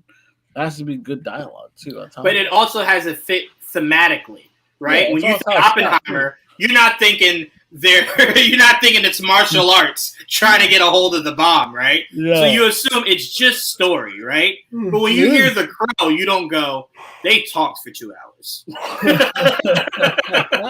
Right? Because it's an action and a half. Right? So it's like, that's where the problem comes in. And I don't want to ignore these comments. Hold on, before we go any further. Jamie is not happy with my take on anime adaptation. DJV also is not. Didge also never wants to come back. And Jamie thinks that's hilarious. This is what I'm surrounded with. I'm bullied constantly for my opinions. But to kick it to you, Trayvon, Didge, I'm not sure if you did, because I know you've been extremely busy, but I know me and Trayvon saw Blink twice. No, I'm going to see that this weekend. I figured you didn't want to talk about it. I thought you wanted. No. We're going to talk about it. We're just not going to spoil anything. We're just going to give our overview. It will be on streaming soon enough. No, don't do that, because we want what's her name to do well with this movie. I just don't know when I'll have time. Oh, no. Oh, you mean when you'll get to see it? Okay, gotcha. No. I thought you meant because like it's bad. I'm like, no, we want to. No, but stuff just hit streaming way too quickly. Like Afraid, there's already there. I had to pick one of 2 showtimes that they already had in the theater by me. I can be honest with you, guys. It's not because these movies are bad. It's because these movies picked the worst time ever. Deadpool and Wolverine is still in theaters. That's fair. Alien just made a shit ton of money. So that means you had 2 Colossus giants. Beetlejuice comes out tomorrow. Exactly. So you're suffocated in. So of course you're not gonna have it. Yes, Beetlejuice is this week. Yeah, Beetlejuice is this week. I might not be seeing Afraid this week. And the James McAvoy movie is next week. Yeah, I know that's next week. I already got tickets for that one. So, but for me, I really enjoyed Blink twice. I thought Zoe Kravitz did an amazing job telling that story and directing that movie. It visually, I thought, was great. I will say, I was on a date for that movie, and the way that movie went, my date went from us all snuggled up to her giving me the side eye because of that movie. When you see it, you'll see why. That was a very awkward car ride home for sure. But I thought this was Channing's opportunity to showcase his range, and I thought he knocked it out of the park. I thought he was amazing. I thought this is very well casted, by the way. There's some faces in there that you see that you're just like, oh shit, okay, they got some OGs in here. I thought they just did a phenomenal job. Bravo to Zoe Kravitz, that entire team. I hope for whatever money it may not have made in the box office, it makes in digital sales. I really do hope so. I'll be buying the digital sale to support for sure. I'll never watch it again, but to support, I will definitely. That is correct. I will never watch it again. I'll never watch that movie again. And again, has nothing to do with the quality. Once you see what the movie's about, you'll never want to watch it again either. But Trayvon, anything you want to add on this? Channing has great range. That was you said. Without me spoiling it, it's not like, I don't know. It's a interesting directorial debut for Zoe Kravitz. I don't know. I can't. It's. I will also say something. I will also say, thank Jesus himself, this movie did not keep the title it originally wanted, because that would have made it even worse. What was the original title? It was originally going to be called Pussy Island. Yeah, that'd have been crazy. And when you see what this movie turns into, you'll go, there's no way in hell you could have called this movie that. There's no way. No way. You'll get why she wanted to call it that, but there's no way you could have sold this movie if she actually did. Is it that fucked up to never? Yes. You look once you see it. Once you see it, you'll know. You'll know. You'll know because it'll shake you. It'll shake you for sure. All right. So just really quickly before we get out of here, I do want to say I have binged all of Chaos with Jeff Goldblum. That is not only the gayest show. But it is so I was beautiful. ready to ask you that. It is very gay. Now, hold on. It's called Chaos with Jeff Goldblum. It's about gods, but of modern day. So Jeff Goldblum plays Zeus. And do you remember Joel on the Ozark? Remember the lady that came in killing everyone? Lady with blonde hair. She was like the money person. Yes. She plays Zeus's wife in this. Oh. It's so beautiful. It's about love. It's about all these different walks of life that come together. It was the first time I found out there was an actual person in the mythology of the gods named Prometheus. Swear to God, I thought Alien created that name. Really? I had no idea. When they said Prometheus, I'm like, Alien is getting the respect it deserves. And then the more they talk about it, I was just like, oh. No, Alien stole it. Got you. Okay, got you. No problem. But it is so beautifully done, and the ending leaves me just. If they don't renew this show, I don't give a fuck about the final season of Stranger Things. I'm good off Netflix. I don't give a fuck. They not giving me Old Guard Part 2. Fuck them. Because this show was beautiful, very beautiful. But go ahead, Trayvon. You had a question. Well, hold on for a second. Jamie, hold on, I'm going to answer it right quick. She was like, trauma. Yeah, so this they put out a disclaimer that says trigger warning before this movie. Yes, premiered. Right before the movie starts, trigger warning. And I was like, what the fuck does that mean? My girl looked over at me and said, what do you have me watching? And I said, hold on now. I don't even know what the fuck we're about to see. So I'm like, this shocked me too. I'm like, well, wait a minute, hold on. What's about to be in this shit? I couldn't believe you did that because I told you it was dark. And I was like, Trayvon, Batman is dark. You got to give me more context. You know what I said. Dark? I said what I said about Channing. I was like, now you know. Why would I say that? I'm just saying. Next time, you know to be more clear to me. Personally, be more clear to me. But you said it's gay. Mm-hmm. See, I gotta clarify what that means. Is it my kind? Or if you are expecting this to be some gay sex scenes, no. Okay. But if you're expecting this to be a lot more gay characters than you think, yes. I mean, are there two men, not just two women? That's what I want to know. There are two men. There's not lesbian stuff going on. All right, never mind. That's all I got. I'm good now. Okay, that's it. I was going to elaborate, but cool. No, so good. just know when you watch it, you didn't give me a chance to elaborate. So no, we're going to leave it there. Okay, got you. But it's very well done. 8 episodes. I'm good. 8 episodes. Please go watch it. Please do. I will. It is so good. The story is it's about love is really what it's about. It's about Zeus's arrogance and it's about love. And it's the battle essentially between humans and the gods. But essentially the humans are unwilling pawns. They don't really know that they're part of it. You said what? It's not violently hetero. I'm good. Violently hetero is crazy. Why is violently the adjective we use in here? Not with I told you this term a few weeks ago. No. Because in the real world, there's a mix of everyone. And it seems like a lot of this stuff try to make sure to keep the gay shit out of it. Yes, but you can say it's an obsessive amount of hetero. Violent makes it sound really left. Violent makes it sound like you taking it, and that's where things get kind of. Well, I feel like I'm being forced. Yeah, so I'm violently hetero. You are not being forced. You have the option to not watch any of this shit, Trayvon. Violently hetero is wild. I do need to remove that term from you and Jamie's vocabulary. It's crazy. But please do definitely go watch this show. It is so well done.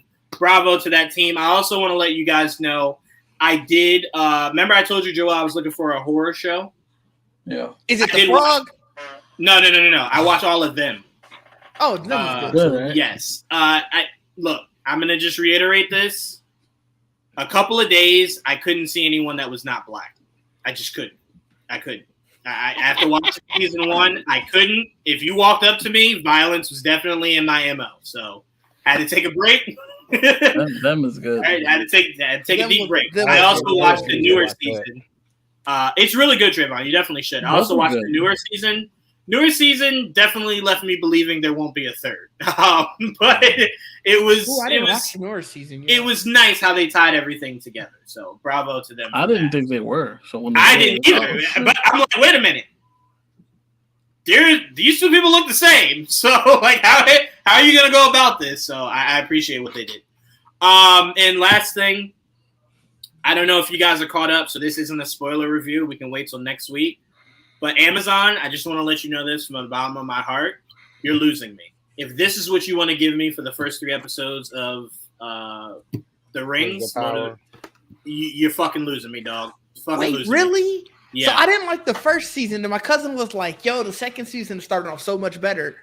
I can tell you this. The story's picking up, but the problem is you ended the season on a whole bunch of talking. Your first 3 episodes is nothing but more talking. You keep this nigga lied to me. Hold up, now I gotta text him because you keep setting the table for this big bad, and it's like just get to the big bad. You saw they were going to the end of the first season and what they got to, and then when they start this one, they still stretch that shit out. 100%. What the fuck? Yeah, this season could have been 4 episodes. I will. They're stretching this fucking thing. For me, I've only seen the first 2 episodes. I've enjoyed the first 2 episodes. Like the story it's been better than at least the last. To me, it's been more interesting than the last season so far. It's been more intriguing. I actually understand and know more of the characters. I feel like now, whereas I didn't before, where it was like there's a lot of shit being said and talked about. And I have no idea what the fuck's going on. Where now, the story makes more sense, and even though it goes back and forth sometimes, I still can kind of keep it. Yeah, it makes sense. But I'm like, I'm in the first episode. I was like, and there's people I recognize, and I'm like, okay, this is cool. Oh, that's cool. You know what it is? I'm going to tell you this, and this is somewhat of my bias, so I'm going to acknowledge that. But I told you my beef with the Lord of the Rings movies were it was too much fucking talking for a fantasy movie. I thought I was going to get nothing but magic, fighting, all kinds of really cool. And it has it. Don't get me wrong. 2 Towers definitely has it. But it's more dialogue than fighting. And then I get to the show, and I'm like, it's the same fucking thing. It's walking, talking, no fighting. Walking, talking. Yeah, it's just like, bro, get me to the fighting, dog. Like, that's what I'm here for, man. So that's just me personally. Called Rings of Power. I feel like I've gotten no power. You're getting power. Maybe 5% of the name of the show. That's what I'm. A lot of what we're saying is satire. So we're not blind to the fact that it is. It's probably satire for you. Trayvon's 100% satire. Well, for me, it is satire. I get that it's story building. It's just the problem of the other movies were the same thing. I thought you'd be a little bit differently. I don't know. I would like to see some more power. Yes, that's what I'm saying. And honestly, these first episodes we got still ain't. I'm like, okay, what the fuck? Come on, what did they do? Yeah, what happens?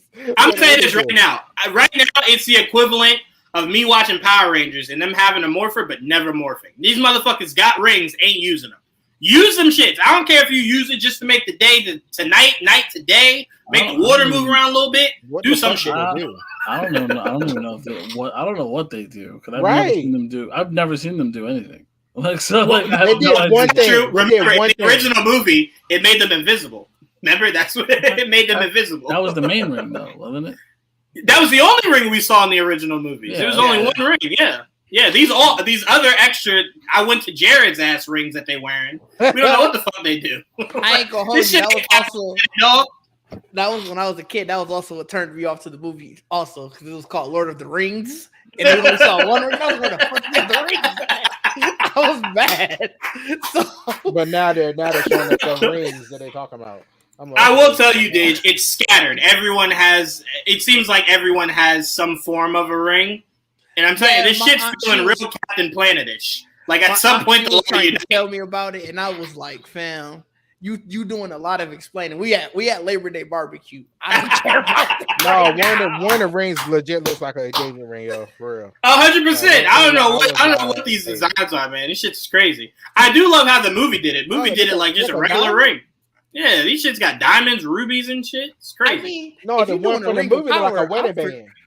I'm for sure making sure my ring is fire. If it's like I want a good design to my ring too. I am putting no cosmetics into my ring.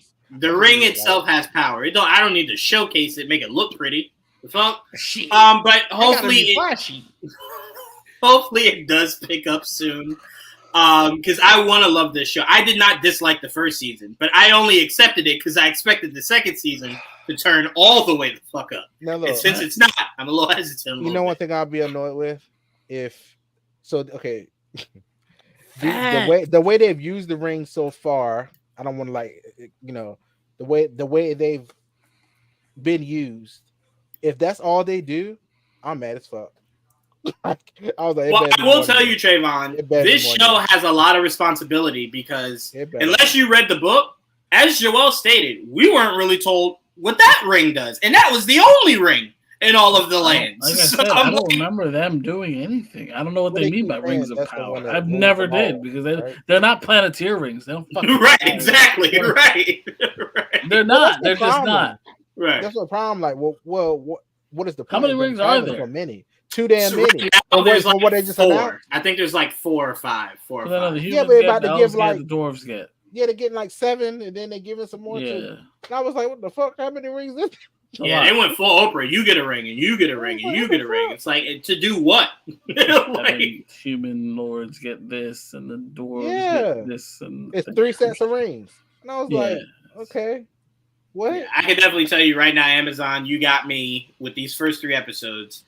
Patiently waiting for your video game show. I'm waiting for the next thing because this is really starting to. You need to show him what you spend his money on, for damn sure. Because in the first season, I will say it had a lot of beautiful moments for sure. I was gonna say the production is not beautiful, but 100%. But let's be honest, guys. Trayvon only didn't like these first 3 episodes because his daddy elf is not there yet. He's waiting for his daddy elf to pop up, and he'll be fine. He was in the 3rd episode. Sure was. I don't remember the 3rd episode at all. What? Right here. How you say it now? I don't fuck. Beautiful. That's all I know. He's there. I seen him. Said, I don't care about the name, just beauty. He's beautiful. That's all I know. Yeah, he's beautiful. I don't give a fuck. All right. Well, I want to thank Didge for joining us for this episode. Didge, we appreciate you, man. You was going through a whole move and everything, but took the time out to join us. We appreciate you, man. After your live action anime takes, hope y'all enjoyed it. I'll never be back. We just won't talk anime. I know that's off limits now. It's okay. It's okay. Politics, religion, anime. Got you. No more. This was fun. Thank you guys for having me. This is a great time. Absolutely, Always Didge. has Let fun. them know where they can find you, man. You can find me at Didge_DEE at all places, and also over there on the Geek Set podcast. We got some stuff coming up, both on my personal channel and on the Geek Set page. You know, as I finish unpacking and getting my life back together. So he's trying to tell you, DJV, the wine will be brought back next time he's here. It'll be brought back. All right. Jarvis will have unloaded all of his boxes by that point. So we'll be good. We'll be good. Joel, I'm going to ask you the same way Prime did. Joel, even though you do a show with Joanne, let everyone know where they can find you. Well, you know where you can find me. I'm pretty sure if you're watching. But Joel_J27 on Instagram and Twitter. You know what's so funny about Joel's name here? Someone else did that, and you've just kept it ever since. I'm good. I'm starting to remember that. Like, someone else changed your name like that, and then you just kept it ever since. I changed it so people can. Oh, it was you? Oh, I could have sworn when we were doing the funny name changes for everyone, someone changed yours, and then you were just like, oh, well, if it gets you to say Joel. All right. I think it just makes it easier. People are like, oh, that's how it's pronounced. Yes, it is. Yes, I will say Didge did say when he was unloading, it was kind of like, when he was moving, it was kind of like the scene from Homecoming where Happy was loading up the plane. That's how much stuff Didge had. So, you know, he had the workers, you know, loading up the stuff. Didge said he didn't even move. He was on the phone the whole time, just like Happy Hogan. Oh, no, I moved some stuff. I did hire movers. I ain't gonna hold you. I definitely did. That's right. I don't blame you. Look at that. Look at that. Trayvon, let them know where they can find you in your defense of a certain person coming up soon. That's so funny. I'm gonna stand up beside my man. But anyway, for $10. You're so funny. But anyway, on the Rings of Power, I'm gonna go back to that right quick. The one that was talking to a run. How you say it? Aurelia? How you say it? Aurelia? I don't know. The beautiful elf in the show. You'll know if you see him. Smack the guy that is smack that kid that keep talking to him crazy in these 2 episodes. Like, bro, it's not his fault. Okay, that your mama dead. All right. Anyway, if